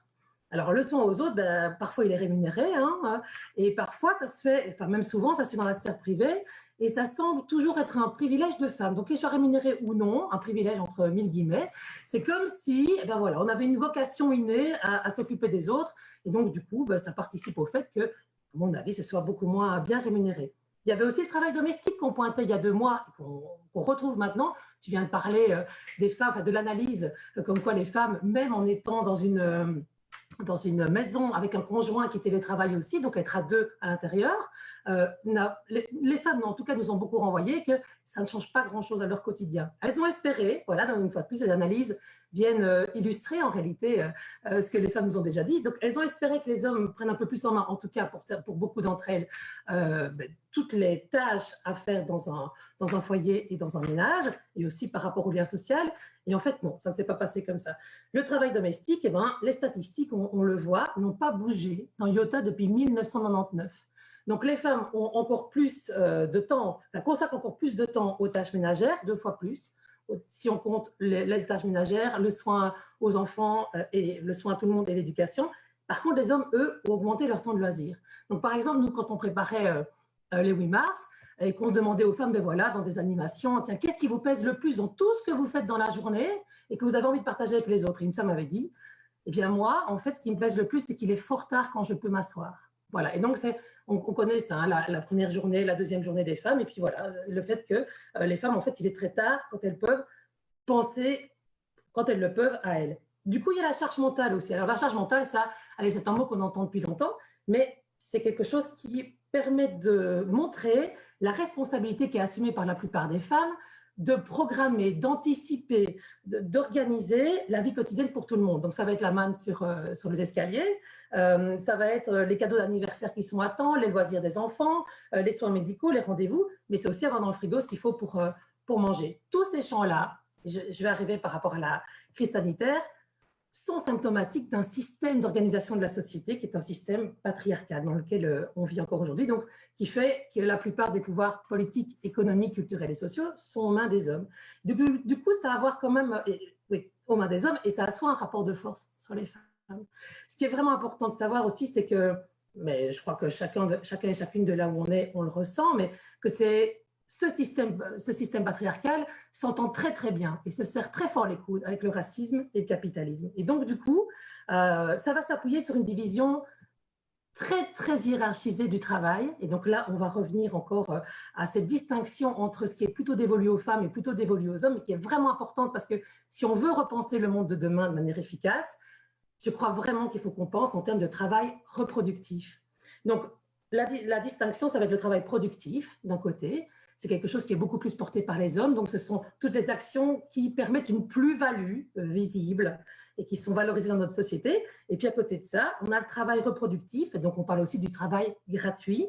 Ce sont toutes les tâches qui vont être liées au ménage, aux soins aux autres, mais aussi aux liens sociaux dans le quartier, autour de nous. Enfin, faire société tous ensemble, c'est souvent porté par les femmes. Du coup, c'est dévalorisé.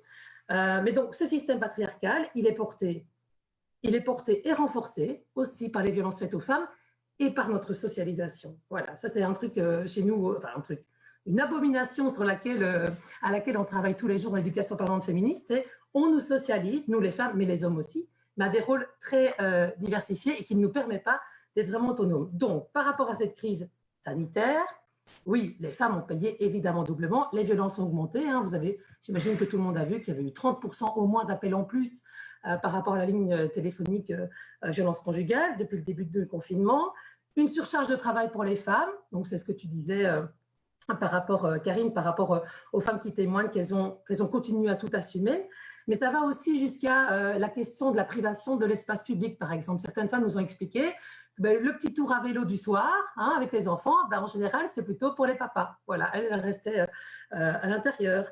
Alors évidemment, la situation est dramatique aussi pour les femmes qui vivent seules avec des enfants en situation de handicap ou quand elles sont seules tout court avec des enfants. Donc la situation des mères célibataires, c'est quelque chose qui nous préoccupe vraiment très fort aussi chez Vie Féminine, qu'on a essayé d'ailleurs de porter à la conférence interministérielle de vendredi dernier, hein, pour que les choses bougent, pour qu'on prenne en compte vraiment la précarité, enfin le niveau financier, l'impact financier que ça peut avoir, mais aussi psychologique.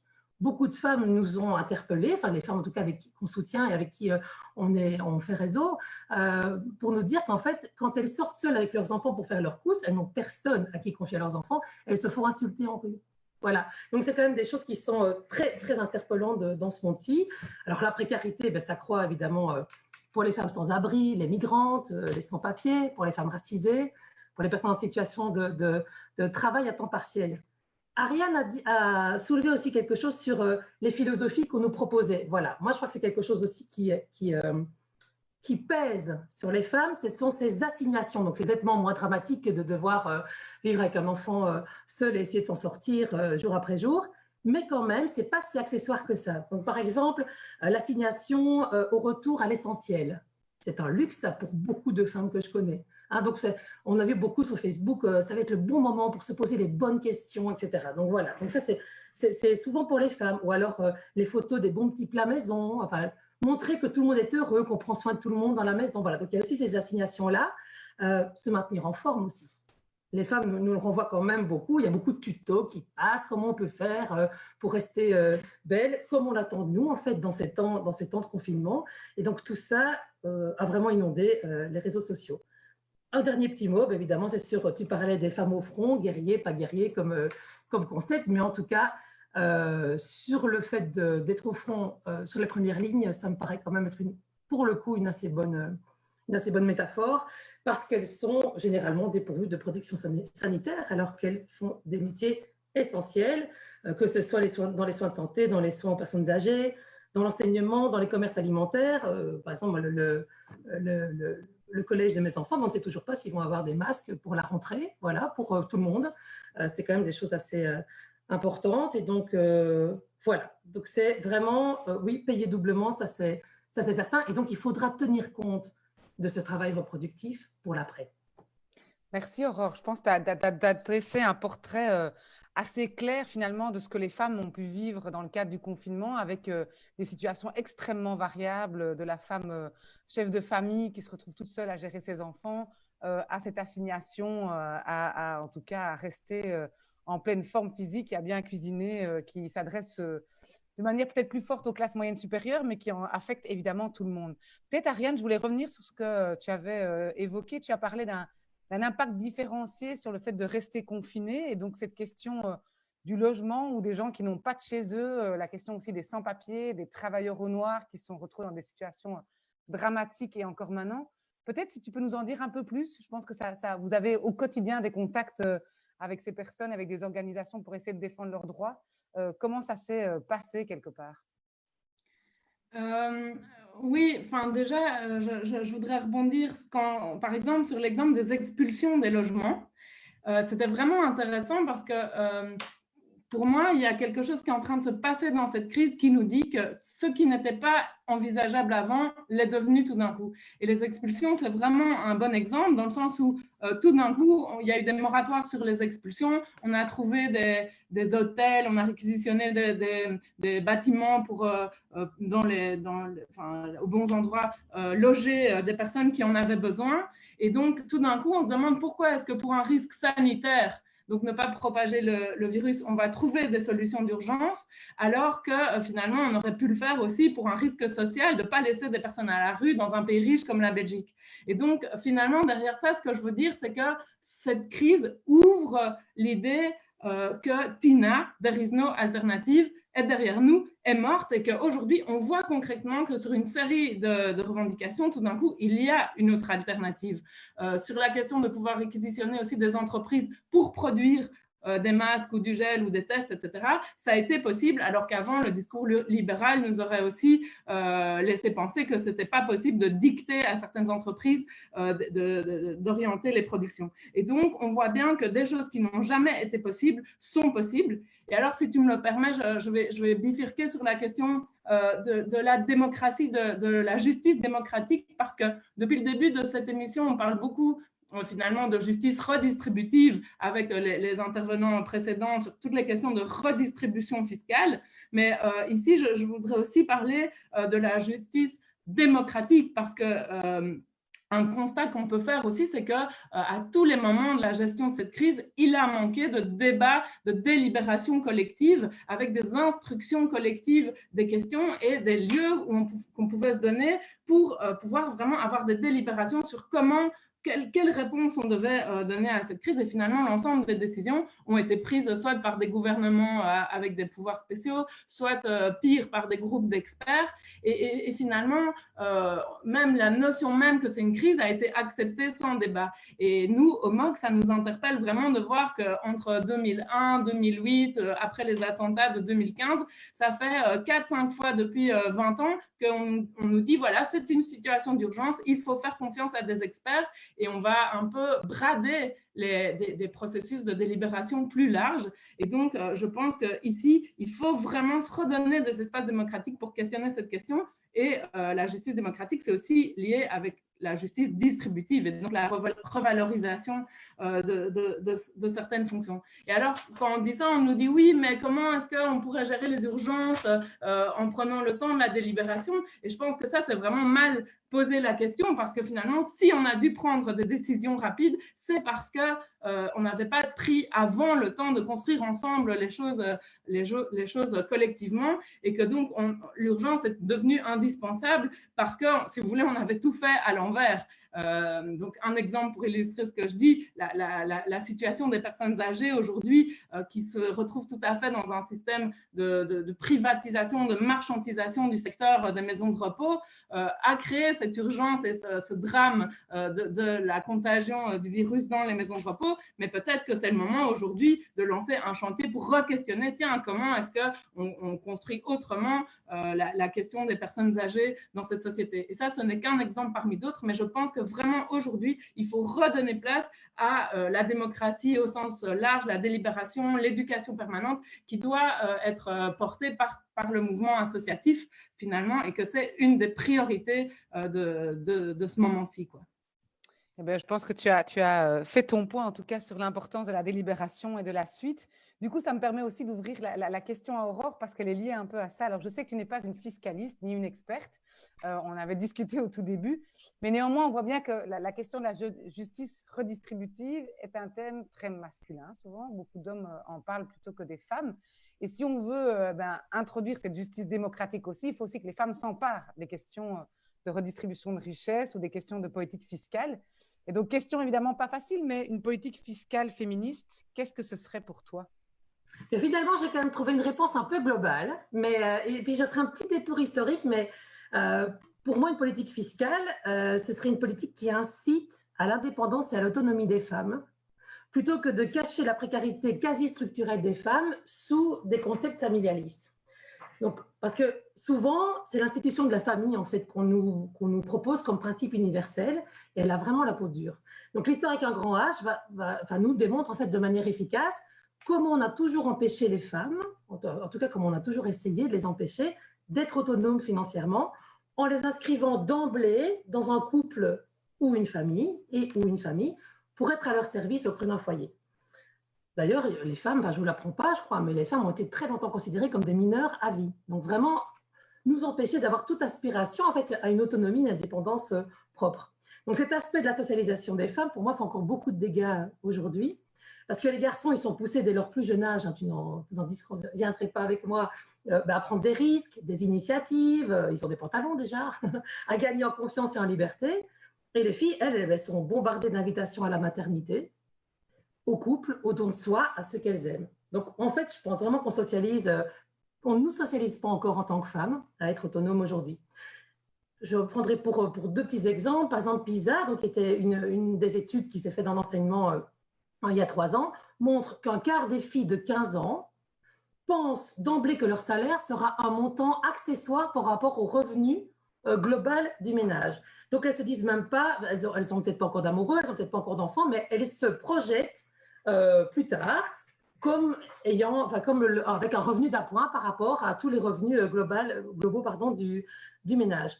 Donc, c'est dire quand même si leur destin est déjà tout tracé et comme elles ont intégré cette hétéronomie comme une donne de départ. Voilà, ça, ce sont des choses qui, personnellement, m'affolent par rapport à la socialisation, justement. Alors, du coup, on ne va pas s'étonner que 36% des femmes, encore aujourd'hui, sont dépendantes financièrement de leur mari, en tout cas de leur conjoint. Donc, en tant que mouvement d'éducation permanente féministe, en 2020, oui, on a vraiment un gros boulot à faire là-dessus, parce que concrètement, nous, on veut l'émancipation des femmes. Donc, qu'elles soient individuelles et collectives et solidaires. On veut qu'elles puissent passer par leur propre choix. Donc, être féministe, en fait, pour moi, c'est ça. Voilà, je fais un petit détour, mais c'est ouvrir le champ des possibles pour soi et pour les autres. C'est refuser, en fait, qu'on rétrécisse les possibilités. La privation de l'autonomie économique, c'est un fameux moyen de domination. Ça fait partie de tout le panel que le patriarcat peut avoir à sa disposition pour nous laisser bien à notre place, c'est-à-dire plutôt dans la maison à s'occuper des autres. Et donc, il suffit de regarder comment on a toujours essayé de tenir les femmes à l'écart du savoir, mais aussi du travail rémunéré. Là, j'ai fait une toute petite micro-liste, mais voilà, je trouve qu'il est clair de plusieurs manières comment on n'a pas intérêt, en fait, à ce que les femmes deviennent plus autonomes. Donc déjà, il y a la représentation de femmes fragiles, le mythe de la fragilité des femmes versus le mythe de la virilité des hommes, mais ça, on pourra en parler des heures, mais ce n'est pas le sujet ici. Donc, la représentation de femmes fragiles, de femmes à protéger, de statut de femmes à honorer. Ça, c'est très habile et comme manœuvre, et c'est assez séduisant, mais c'est vrai que ça empêche les femmes d'aspirer à plus de liberté. Bon, alors, tout petit détour par les sorcières, brûlées par milliers à la Renaissance, pas au Moyen-Âge, comme on nous dit toujours, au nom de leur soi-disant dévotion pour le diable, alors que c'est juste des femmes qui ont assumé à un moment d'oser exister sans adosser leur vie à un homme. C'est juste ça qu'elles ont payé. Le mariage aussi, le mariage continue à être une institution qu'on peut choisir avec beaucoup de bonheur, ce n'est pas du tout la question que je soulève ici, mais il n'en reste pas moins que dans cette société patriarcale, oui, ça va être une institution qui continue à camoufler la précarité des femmes. Il n'y a qu'à regarder toutes nos voisines, nos copines, les femmes qu'on connaît. Ben voilà, quand il y a un couple qui se sépare, les femmes, en général, sont dans des postures beaucoup plus compliquées au niveau financier, au niveau de la précarité globale que les hommes. Il reste aussi des outils très puissants. J'en ai touché un tout petit mot tout à l'heure et tu l'as relevé en faisant la petite transition avec Ariane. Ce sont les assignations encore qui restent puissantes. À la bonne mère, la bonne ménagère, même si le mot semble un peu désuet, la bonne épouse. Ça exerce encore une pression redoutable. Les questions, par exemple, est-ce qu'une bonne mère, ça peut vraiment travailler à temps plein? Voilà, ça on l'entend encore maintenant souvent. Est-ce que ça travaille tout court, une bonne maman? Enfin, je veux dire, si on veut être une bonne mère, est-ce qu'on peut travailler? Est-ce que mes enfants n'ont pas plus besoin de moi que ça? Est-ce qu'ils risquent pas de tomber plus facilement dans la délinquance? Il y a aussi toutes les expressions du style qui ont l'air comme ça, toutes, je veux dire, accessoires, mais qui sont vraiment importantes. Donc, quand on rentre chez quelqu'un, une femme va me dire « Ne regarde pas comment c'est chez moi, j'ai pas le temps de nettoyer ». Voilà, ça visibilise pour moi avec force l'assignation à la bonne tenue du ménage, donc à rester là où on devrait être. Même si on travaille temps plein, c'est quand même les femmes qui vont dire ça en rentrant. Pardon, excusez-moi, mais j'ai jamais entendu un homme me dire ça quand je rentrais chez lui. Et donc, du coup, ça nous amène aussi la culpabilité. C'est pour ça que je parle d'assignation, parce qu'il n'y a pas que les empêchements physiques et concrets. Je pense que la culpabilité de ne pas être là où la société attend de nous peut être vraiment, vraiment très porteuse aussi en termes d'empêchement. Je ne connais pas une seule femme en fait qui échappe à la culpabilité de ne pas être là où on l'attend. Peu importe son parcours, ses ressources propres, il y a toujours un moment où ça nous rattrape. À commencer par exemple ce qu'on nous dit de l'amour, ce qu'on nous a mis en tête sur c'est quoi la fonction d'une femme dans une relation amoureuse. Et pour moi, ça déjà, cette conception-là, c'est une autoroute directe vers les violences. Autre chose, les temps partiels. Les temps partiels, il y a vraiment une incitation implicite et explicite au temps partiel. Ce n'est pas pour rien qu'il y a 45% de femmes qui exercent un emploi à temps partiel encore maintenant, et évidemment beaucoup dans les professions dites féminines et donc mal rémunérées. Alors, la confiance en soi, voilà, c'est quelque chose aussi qui n'aide pas à avoir plus d'autonomie. Quand je vais aller, moi c'est pas mon cas, mais je veux dire, parce que voilà, on est beaucoup de femmes, mais quand je vais aller négocier auprès d'un employeur pour mettre en avant mes compétences, je vais toujours négocier moins que mon collègue masculin. Et alors, je terminerai quand même, parce que du coup, tu dois dire, mais oui, mais c'est quoi le rapport avec la fiscalité? En fait, c'est qu'il y a aussi des outils fiscaux qui ne sont pas du tout à la hauteur, justement, de cette envie féministe, mais qui devrait en fait être pour tout le monde, d'autonomie. Eh bien, par exemple, je vais épingler le quotient conjugal. Le quotient conjugal. Donc déjà, rien que quand on l'entend, je trouve que son nom renvoie déjà vraiment au modèle du noyau familial. On croirait une image d'Épinal, là, c'est très, très années 50. Mais par contre, il invisibilise la précarité au sein du couple. Qu'est-ce que c'est? Le quotient conjugal, en fait, c'est octroyer des avantages au couple dans lesquels les femmes gagnent peu ou pas de revenus, en permettant de transférer une partie des revenus de l'homme chez la femme pour moins payer d'impôts. Voilà, donc ça, c'est ce qui est encore en vigueur pour le moment. Il me semble qu'une politique fiscale féministe, par exemple, je ne suis pas économiste, mais ça, je peux quand même le dire, ça n'inciterait pas les femmes à ne pas travailler pour que le couple paye moins d'impôts. Il me semble qu'on peut faire beaucoup mieux que ça. Merci Aurore. Tu n'es pas fiscaliste, mais je pense que tu as quand même posé des éléments de débat importants qui sont évidemment la non-valorisation du temps passé dans un travail qui n'est pas payé et aussi évidemment des injonctions qui fait que les femmes se retrouvent à gagner moins, à travailler moins parce qu'on les a socialisées comme étant celles qui ne devaient pas, en tout cas, passer leur temps à travailler, mais s'occuper avant tout du ménage et de la famille. Alors Ariane, je vais aussi te renvoyer la question, tu vas pouvoir l'élargir pas sur la fiscalité féministe, parce que je pense qu'Aurore a déjà dit pas mal d'éléments, mais en fait, pour lutter contre les inégalités, et vous êtes un mouvement qui défendait évidemment, qui avait au cœur de votre action la lutte contre les inégalités, en fait, de quoi avons-nous besoin? Ça veut dire en termes de fiscalité, mais pas seulement, en termes de mesures. Et c'est vrai que beaucoup d'entre nous, alors je pense peut-être parfois naïvement, avons cru que l'après-coronavirus sera un autre monde. On se rend de plus en plus compte que ce sera bien plus complexe que ça et bien plus difficile. Mais peut-être de quoi avons-nous vraiment besoin selon toi? Oui, d'abord, je fais une référence à l'intervention d'Aurore, mais j'aime bien une des citations de Leila Slimani qui dit que pour elle, une femme libre, c'est une femme prête à décevoir. Et je trouve que c'est une citation qui fait bien en lien avec tout ce qu'Aurore disait, qui se passe pour les femmes maintenant pendant le confinement. Et alors, de quoi on a besoin? En fait, je dirais que je pense qu'on voit assez clair sur les mesures qui favorisent l'égalité, qui sont finalement les mesures que la gauche défend depuis des décennies, mais que la question aujourd'hui, elle ne porte pas tellement sur le quoi, mais plutôt sur le comment. Comment est-ce qu'on va réussir à utiliser l'opportunité de ce qu'on appelle une crise aujourd'hui pour vraiment imposer une bifurcation politique, un changement de paradigme. Et donc, je rebondis aussi sur une des questions que j'ai vues qui est liée aux convergences.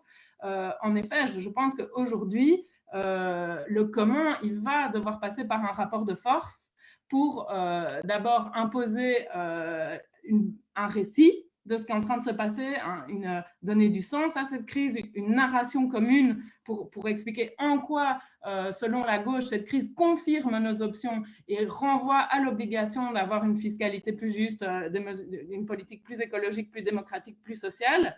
Donc déjà, sur le niveau du récit, il faut gagner une bataille avec un rapport de force, mais alors aussi sur quel monde on construit demain. Et je rebondissais sur cette question des convergences parce que pour gagner ce rapport de force, évidemment qu'il faut qu'on travaille tous ensemble et qu'on arrive à construire un front, ou on peut l'appeler comme on veut, large d'associations, de corps intermédiaires qui revendiquent des mesures structurelles communes, dont évidemment voilà, de pouvoir avoir une justice fiscale qui passerait, selon moi, par un nouveau pacte social et écologique. Donc, c'est vrai que souvent, on prend cet exemple de l'après-guerre qui a amené à cette constitution de la sécurité sociale, du pacte social, avec aussi donner une place aux travailleurs dans la concertation sociale pour garantir une société apaisée. Et aujourd'hui, on voit bien que cette crise nous montre les limites de ce système-là et qu'il faut se redonner, en quelque sorte, un nouveau pacte social qui intégrerait absolument la question écologique et qui donc comment dire, déplacerait un peu le pacte social qui avait été pensé après-guerre. Et donc, je pense vraiment qu'il faut que tous les acteurs de gauche qui prônent une égalité se mettent ensemble pour construire, imposer ce nouveau pacte avec, comme je l'ai dit, un aspect très démocratique, donc se redonner des lieux où il y a de la délibération collective qui touche le maximum de personnes et aussi une visée européenne, puisque les questions dont on parle aujourd'hui ne se situent pas seulement au niveau belge et concernent évidemment un niveau supranational. On l'a déjà dit aussi depuis le début de cette conférence, à quel point les questions fiscales dépassaient les politiques nationales. Et donc, il faut aujourd'hui se saisir de ce moment pour aussi reconstruire une Europe sociale, de gauche, démocratique, écologique, etc. Merci Ariane, je pense que ça fait déjà réagir dans le Q&A et dans le chat. Alors, je vais proposer à Corinne de peut-être relever justement des questions, des interventions qui sont déjà sorties pendant votre intervention et puis que vous puissiez toutes les deux y répondre.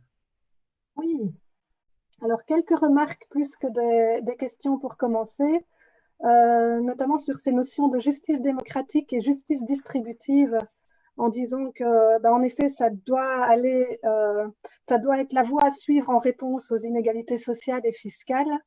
Jean-Louis qui nous disait par rapport à l'évasion fiscale que c'était illégal et que l'optimisation fiscale, c'est l'évasion rendue légale par les décisions politiques souvent européennes et donc cautionnée par nos États, nos politiciens au pouvoir, qui permet à des sociétés comme Deleuze de ne payer quasi aucun impôt en Belgique. Et en fait, ce genre de remarques tout à fait justes montre, amène d'autres personnes un peu à s'énerver en se disant mais finalement il est peut-être temps d'agir. Et donc on a Jean-François par exemple qui nous dit depuis le temps qu'on parle de l'évasion fiscale, on voit que rien ne bouge, que du contraire. Est-ce qu'on ne devrait pas être plus offensif, comme l'a modestement fait le mouvement des Fair Tax Town au pays de Galles? Des petits commerçants s'étaient regroupés pour faire de l'évasion fiscale dans le but de dénoncer les mécanismes qui le permettent. Si beaucoup de petits commerçants s'y mettent, à un moment donné, ça deviendra intenable pour l'État et il devra changer son fusil d'épaule. Non. Et je la mets en lien avec une autre question auquel Ariane a déjà un peu répondu. On parle de plus en plus de convergence des luttes. Comment envisagez-vous de rallier mouvements, organisations syndicales, environnementales, ONG, féministes, décoloniaux, paysans, pour former une masse critique capable de faire face à l'ordre établi? Parce que quelqu'un d'autre nous dit il faudra s'organiser, se mobiliser, coaliser, se battre pour de nouveaux droits. Merci Corinne. Je pense que ça réagit fortement et c'est très agréable de l'entendre dans le chat. Alors peut-être Ariane, je vais essayer de vous partager comme un peu les questions. Si on reprenait la question de la convergence des luttes, est-ce que tu veux réagir? Donc comment réunir tout le monde et puis comment avoir un mouvement qui soit plus offensif? Ben oui, donc c'est un défi pour les organisations, les mouvements sociaux en ce moment. D'abord, il y a la question de la prise de conscience qu'il faut qu'on travaille ensemble et que donc les questions sont intersectionnelles et demandent d'être nourries par plusieurs points de vue pour être pour amener toute la complexité des vécus. Donc, je pense que ça, il y a une sorte de prise de conscience qui est faite, mais après, de nouveau, c'est la question du comment on arrive à travailler ensemble. Et en tout cas, moi, au niveau du MOC, je suis vraiment porteuse d'une vision qu'il faut absolument faciliter et encourager ce type d'alliance à différents niveaux. Et je vois une complémentarité entre des organisations parfois plus institutionnelle et qui est reconnue et qui joue une place dans un système de concertation historique, et puis des mouvements qui peuvent être plus offensifs, plus radicaux, et donc aussi bouger parfois plus vite. Et je ne pense pas qu'on doit le voir comme une concurrence entre différents collectifs, mais plutôt comme la question comment est-ce qu'on peut se soutenir et travailler ensemble. Et voilà, quand il y a, comment dire, je vais utiliser une image, mais quand il n'y a personne dans la rue, je pense que c'est le rôle des mouvements sociaux de construire les mobilisations. Mais s'il y a déjà des mobilisations qui se passent en dehors d'un mouvement social, évidemment qu'il faut le soutenir et l'encourager et pas se dire cette lutte ne vient pas de nous, donc je n'y prends pas part. Et donc je pense qu'on a aussi notre part de responsabilité pour soutenir ceux qui vivent en dehors des mouvements plus institutionnels comme le MOC. Ça, c'est une première chose. Et alors, je voulais aussi rebondir sur la question par rapport à la lutte pour une fiscalité juste. On en a aussi parlé au début avec James Galbraith, mais je pense qu'aujourd'hui, il y a une vraie opportunité au niveau justement des aides d'État qui sont apportées pour les entreprises dans le cadre du Corona de mener une réelle politique fiscale en conditionnant les aides à des entreprises transparentes en termes fiscaux. Donc, c'est vrai que ça fait des années qu'on parle de ça, mais maintenant, il y a une brèche qui s'ouvre pour mener une politique plus offensive. Voilà. Alors, Aurore, je voulais juste te faire réagir sur d'autres choses qui sortent, alors pas dans un autre chat, qui sont sur l'égalité salariale. Plusieurs personnes ont réagi aussi sur la politique féministe fiscale. Et est-ce qu'il n'y a pas évidemment le débat de l'égalité salariale? Et est-ce que tu peux nous en dire un peu plus? Parce que certains se disent, mais en fait, l'égalité salariale, ça existe. D'autres en discutent. Donc déjà, expliquer le phénomène et puis peut-être dire comment est-ce qu'en fait on peut corriger cette inégalité salariale permanente entre hommes et femmes? Alors, je vais dire ce que j'en comprends parce qu'il y a aussi une partie inexpliquée. Déjà, ça, c'est toujours un peu compliqué de dire qu'il y a une partie inexpliquée. Donc, moi, ce que je peux dire là-dessus, c'est que je retiens en général deux chiffres. Donc, il y a celui de 9% et d'aide, 9,6, je crois. Ça, c'est la différence de salaire entre les hommes et les femmes, mais de salaire horaire. Et par contre, quand on pense au salaire au niveau annuel, alors là, on grimpe jusqu'à 23,7%, je pense, de différence. Donc, moi, j'analyse ces deux chiffres. Donc, ça, ce sont les chiffres de l'Institut, de l'SPF. Donc, vraiment, et de 2019, donc on ne peut pas aller. Enfin, voilà, c'est la réalité. Sur le salaire horaire, je pense qu'il y a quelque chose d'inexpliqué. Donc, ça, je ne peux pas vous l'expliquer. Par contre, il y a certainement aussi ce dont je vous parlais, c'est-à-dire à un moment, même si on démarre au même échelon, même si on est obligé que les barèmes et que le salaire soit le même, il y a toujours bien des moments où on peut négocier quelque chose en plus, etc. Donc, pour moi, c'est une partie de l'explication. Par contre, ce qui est vraiment intéressant, c'est la distinction entre les deux, cet écart-là entre ce que je peux gagner de manière théorique sur une heure et perdre en égalité salariale sur une année. Et en fait, ça, bien évidemment, ça va être ce qui bouge par rapport à ça, c'est le temps d'occupation au travail. Donc, les femmes vont, mais souvent, elles vont faire moins d'heures sup, elles vont pas travailler à temps plein. Donc, en fait, toutes les choses que je viens de vraiment d'essayer de pointer du doigt par rapport à l'autonomie financière notamment, eh bien, se retrouvent en fait dans cette explication-là aussi de distinction par rapport aux 23%. Et alors, par contre, est-ce que tu me permets Oui, je t'en prie, oui. Par rapport à, pour rebondir aussi sur ce qu'Ariane disait, et quand les auditeurs demandent comment s'organiser tous ensemble, il y a aussi quelque chose sur lequel, pour moi, en tout cas, c'est un vrai défi, je pense, pour la société civile aussi, c'est de partir de là où les gens sont. Donc, par exemple, nous, les femmes, elles n'arrêtent pas de parler sur ça va être quoi demain. Il y en a qui s'en réjouissent, il y en a qui veulent vraiment y participer, mais on se rend compte qu'il y a, bon an, mal an, quand même deux genres de postures. Il y a la posture où les femmes veulent absolument tout changer maintenant, c'est le moment ou jamais, et elles pensent qu'elles en ont les moyens, donc ça c'est génial. Et puis il y a les femmes qui ne demandent qu'une seule chose, c'est de retrouver leur vie d'avant. Donc voilà, c'est comment on fait avec ces deux grandes postures-là qui sont vraiment fort différentes, comment on part de là où chacun et chacune est, pour dire écoute, on a les choix, la politique ce ne sont que des choix. Donc, on a prise, il n'y a pas de fatalité. Oublions tous ces concepts néolibéraux qui nous disent que ça doit revenir comme avant et qu'il faut relancer l'économie. Mais donc, il faut tenir compte de tout le monde, sinon on n'y arrivera pas. Et faire le chemin ensemble. Eh bien, merci Aurore. Je pense qu'effectivement, là, tu as aussi discuté de comment est-ce qu'on fait pour être plus offensif et en même temps de garder les gens à bord là où ils sont. Ariane, moi, j'avais juste envie que tu éclaires un peu plus ce lien entre justice démocratique et justice redistributive. C'est ce que Corinne pointait, qui ressortait du chat. Est-ce que tu veux juste un peu mieux l'expliciter et peut-être aussi maintenant qu'on est en train, en tout cas, peu à peu, de sortir du confinement?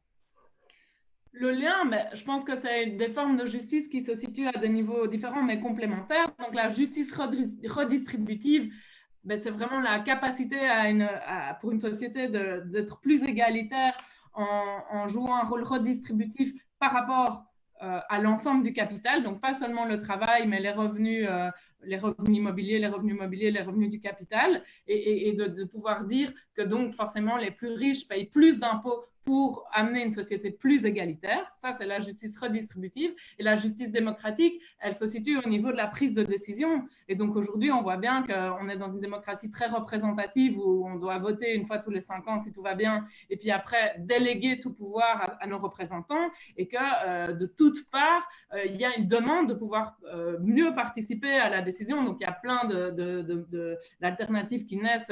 On parle de démocratie directe, de tirage au sort, mais en tout cas, pour moi, l'important, c'est de se redonner des lieux pour délibérer. Et en plus, on voit que les citoyens sont en demande. En 2019, il n'y a jamais eu autant de mouvements sociaux, que ce soit les marches pour le climat, les grèves, la grève des femmes, etc. Et donc, il y a une réelle demande des personnes de s'engager dans la décision, dans les réflexions sur la gestion de la chose publique. Et donc, il faut absolument répondre à cet enthousiasme, à cette volonté en répartissant mieux le pouvoir de décision dans la société. Et donc, c'est vraiment deux mécanismes, avec aussi la justice distributive qui est donc simplement revaloriser les salaires les plus bas aujourd'hui qu'on a vu qui ont continuer à rendre cette société possible. C'est 3 leviers d'un même combat pour plus d'égalité, ou on pourrait carrément dire pour l'égalité dans la société. Merci Ariane. Corinne a encore une question qui vient de nos spectateurs et spectatrices. Oui, il y a une remarque là qui vient d'arriver d'Arnaud qui dit c'est pas la question que je voulais vous poser, hein, mais cette remarque elle est intéressante. Il y a eu les indignés, il y a eu les gilets jaunes. N'est-ce pas à eux que le secteur organisé, éducation permanente ou syndicat doit se rallier et en faire remonter les quelques revendications structurées? Ça, c'est une première chose. Et alors, très concrètement, Dominique nous dit, mais que ferons-nous quand on nous dira de payer la dette? Quelles revendications pour le mouvement féministe dans la rue, par exemple avec le personnel des maisons de repos, des hôpitaux? Merci. Ok. Ariane, tu veux réagir sur la question, justement, tu en as parlé, du soutien aux mouvements sociaux, entre autres Gilets jaunes et autres. Et Aurore, je te laisse répondre à la deuxième interpellation de Dominique. Mais donc, je suis vraiment contente qu'on parle plus de l'éducation permanente et de tout un secteur, en fait, qui grouille aujourd'hui et dont on ne parle pas. On est aujourd'hui à cette conférence sur la culture. Et évidemment, on parle plus des salles de théâtre, de concerts, etc., de tous les artistes qui ne peuvent plus travailler. Mais dans la culture, il y a aussi tout le secteur socio-culturel, on dit de l'éducation permanente, qui mène un travail justement de délibération collective. Et donc, oui, évidemment que c'est le rôle de l'éducation populaire de pouvoir aller faire ce travail auprès de tout le monde et en particulier des personnes les plus éloignées de ce type de lieu de délibération, dont les indignés, les gilets jaunes. Donc, je suis tout à fait d'accord avec cette remarque de dire que c'est notre responsabilité aussi de veiller à ce que tout le monde puissent participer à cette délibération collective et qu'il y a déjà des collectifs aujourd'hui qui sont organisés, qui sont visibles et qu'il faut évidemment absolument travailler avec eux. Mais c'est le cas, il y a une série d'associations d'éducation permanente qui travaillent avec des gilets jaunes et donc je n'opposerai pas ces deux mondes où il y a aussi de la perméabilité, quoi. Aurore, sur la question du mouvement féministe, que ferons-nous quand on nous demandera de payer la dette? Oui, j'entendais aussi quelles revendications avec les personnels des maisons de repos, etc. Ce n'était pas la même question, ça? Oui. Oui. Oui, oui. Et donc déjà, les revendications avec le personnel des maisons de repos, enfin, nous, à chaque fois, donc, quand il y a eu les groupes de préparation pour les conférences interministérielles, donc avec plein d'autres associations féministes, on a envoyé nos revendications aux différentes personnes, aux ministres qui étaient aussi à la conférence interministérielle. Et donc, évidemment, il y a toujours une demande de soutien des secteurs féminisés de tous les métiers de première ligne. Il y a toujours l'attention aux familles monoparentales. Alors, il faut savoir aussi que chez Vie Féminine, on est un mouvement notamment aussi parce qu'on a tout un secteur, en fait, lié à la petite enfance. Et donc, à travers aussi ce secteur-là et cette occupation-là, voilà, on œuvre aussi à cet endroit-là pour une meilleure répartition et une meilleure prise en compte et une valorisation de ces métiers. Voilà. Eh bien, à toutes les deux, je vais vous dire un grand merci. Je pense que Aurore et Ariane, vous avez en tout cas éclairé avec un regard combatif et aussi finement analytique ce qui se passe en Belgique depuis 2-3 mois et ce qui évidemment n'est pas lié uniquement à la situation actuelle, mais vient d'une structure plus large, que ce soit sur les rapports hommes-femmes ou sur d'autres manière de visibiliser certaines personnes plutôt que d'autres. Alors, le mot de conclusion, enfin, je ferai un mot de conclusion, mais en tout cas, la conclusion en termes de carte blanche et de carte blanche artistique, elle revient à Milady. Donc, Milady, à toi la parole. Merci beaucoup. Alors, donc j'avais écrit tout à l'heure, durant les premières interventions, sur le terme qui m'était apparu ce matin, en fait, qui était disparition. Et j'ai voulu l'opposer au mot apparition, ça me paraissait bien de terminer comme ça. Et j'y ai juste ajouté la substance, à mon sens, qui est plutôt politique, du mot visibilisation, qui a été d'ailleurs employé par les intervenantes. Et j'ai mélangé des voix qui me sont venues, celles entendues ici aujourd'hui et avant et un peu partout. Elles ne sont pas les miennes, elles sont un peu de tout. Tu fais quoi? T'as nettoyé la gazinière? T'as nettoyé la gazinière avec du bicarbonate? Mais t'en as trouvé où avec la pandémie? Avant pandémie, tu disais quoi? T'as mis un pansement sur ton œdème? Non, en fait, merci, j'ai pas faim, ça passe pas. J'habite la maison d'à côté, par ta fenêtre, tu peux regarder mon jardin. L'herbe est plus verte, plus tendre. D'ailleurs, tu savais que l'herbe, ça pousse par le milieu? T'as acheté où de la farine? T'as changé l'eau des fleurs? C'est quand même un beau bouquet, hein. Dommage d'avoir pris un gnon pour le recevoir. T'as ouvert ta bouche? T'as ouvert ta bouche? T'as ouvert ta bouche? T'as ouvert ta bouche, t'as dit merci? Il t'a dit pardon? Il m'a demandé si j'avais parlé, j'ai pas de voix, ça se voit, non? Eh, venez, je vais vous faire des crêpes. Ah bah non, il n'y a pas que la carrière qui est brisée, hein. Le petit dort dans la pièce d'à côté. T'as mis de l'isobétadine? Bah sinon, un bête cataplasme d'argile verte. T'as lu la note de bas de page? Ah, mais t'as vu le triomphe qu'il avait? Il était super beau, tout fier, tout meurtrier, super vaillant. Ça, c'était lundi, parce que dimanche, il était bien penaud. Faut dire qu'il sait bien utiliser la honte et la faute en plus de ses mains, quoi. Bah écoute, je sais plus sur quel pied danser de toute façon. Pour moi, la cuisine, la chambre, c'est des couloirs, des tunnels.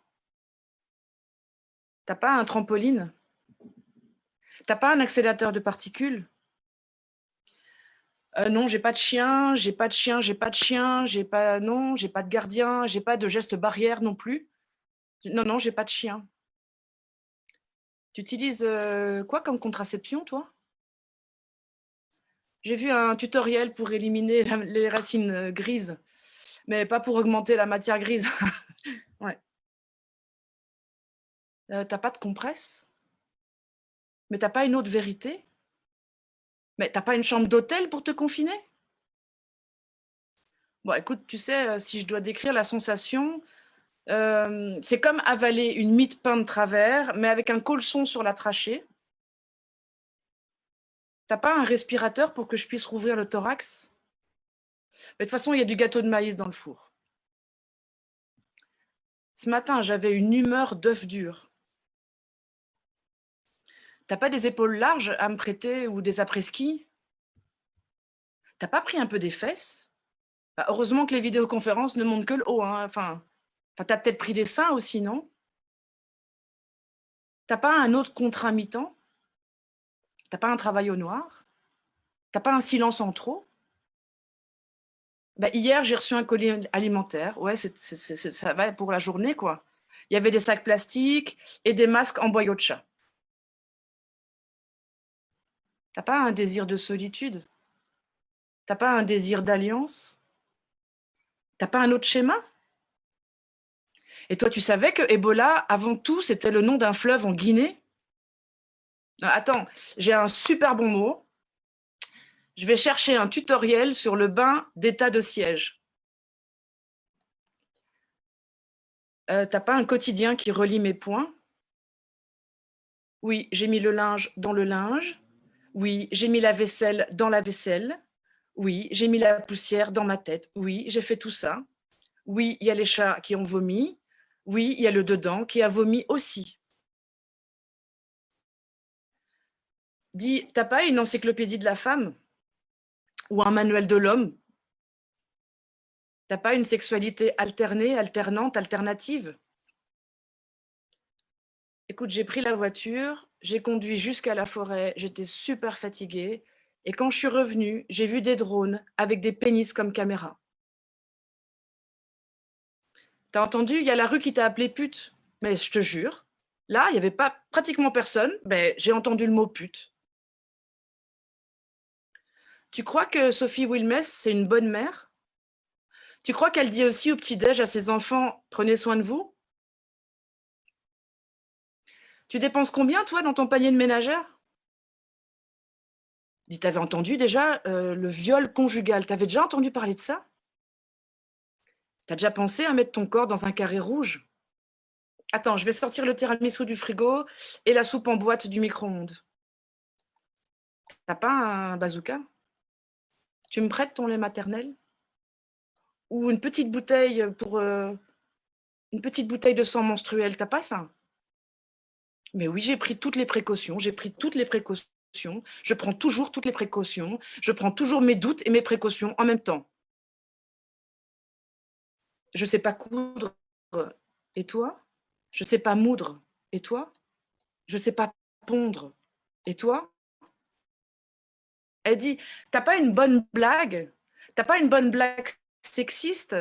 T'as pas une bonne blague sexiste et raciste? T'as pas une bonne blague sexiste, raciste et classiste? T'as pas une bonne blague sexiste, raciste, classiste et validiste? T'as pas tout ça? T'as pas une cystite?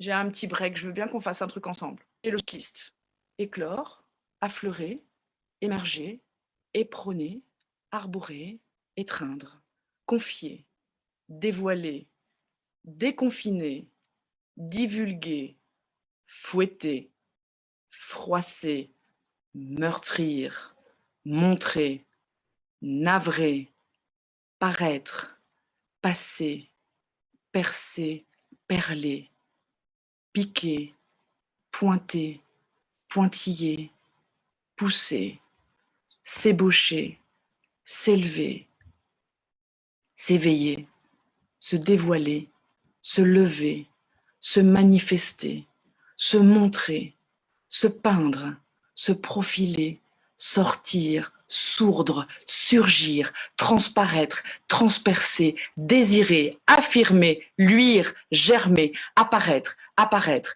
apparaître, apparaître, jusqu'à se défoncer, jusqu'à démolir, jusqu'à exploser. Non, nous n'allons pas mourir, notre soif grandit. Merci beaucoup. Merci Milady. Je voyais plusieurs personnes écrire bravo.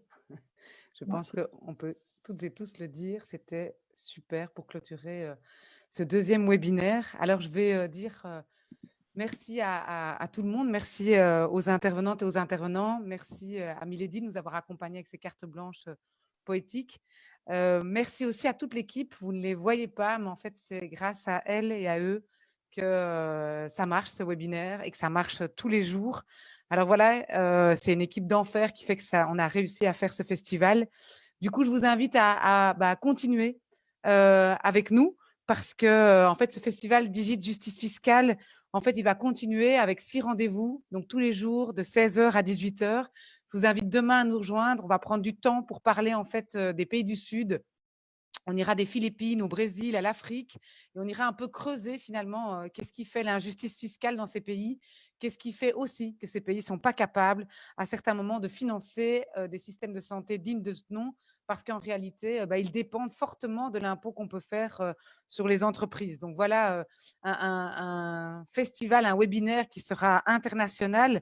Je vous invite aussi à nous rejoindre à d'autres moments au concert ce jeudi de 19h30 à 20h30. C'est le moment d'être là avec nos artistes, et pas que les artistes connus, mais tous les artistes qui, là maintenant, ont perdu leur revenu direct, et d'être là aussi vendredi sur le débat politique, parce que le rapport de force, il est social, mais il est aussi politique. Et donc, ça veut dire qu'aussi les mouvements, les convergences, elles doivent aussi influencer les responsables politiques pour voir une transformation, en tout cas en matière de justice fiscale et bien d'autres thèmes, comme nous l'avons évoqué aujourd'hui. Voilà, un grand moment. Restez avec nous, en tout cas pour ce festival Justice Fiscale. Je voulais aussi vous dire que la justice fiscale, et tous les activistes pourraient le dire, elle ne peut pas se faire sans des gens qui s'y intéressent. Et donc, sans vous, sans des gens qui en parlent, sans des gens qui le partagent, on n'arrivera jamais à utiliser la fenêtre d'opportunité qu'on a maintenant si vous, nous, ne continuons pas à défendre une idée qui est simple, qui est de dire qu'en fait, on ne peut pas faire peser l'effort collectif sur les épaules les plus fragiles, ou en tout cas des épaules parfois déjà fragilisées, comme celles des classes moyennes. Voilà l'enjeu fondamental de ce festival. Un tout grand merci à toutes et tous, et rendez-vous demain, 16h, même endroit, sur Zoom ou sur Facebook.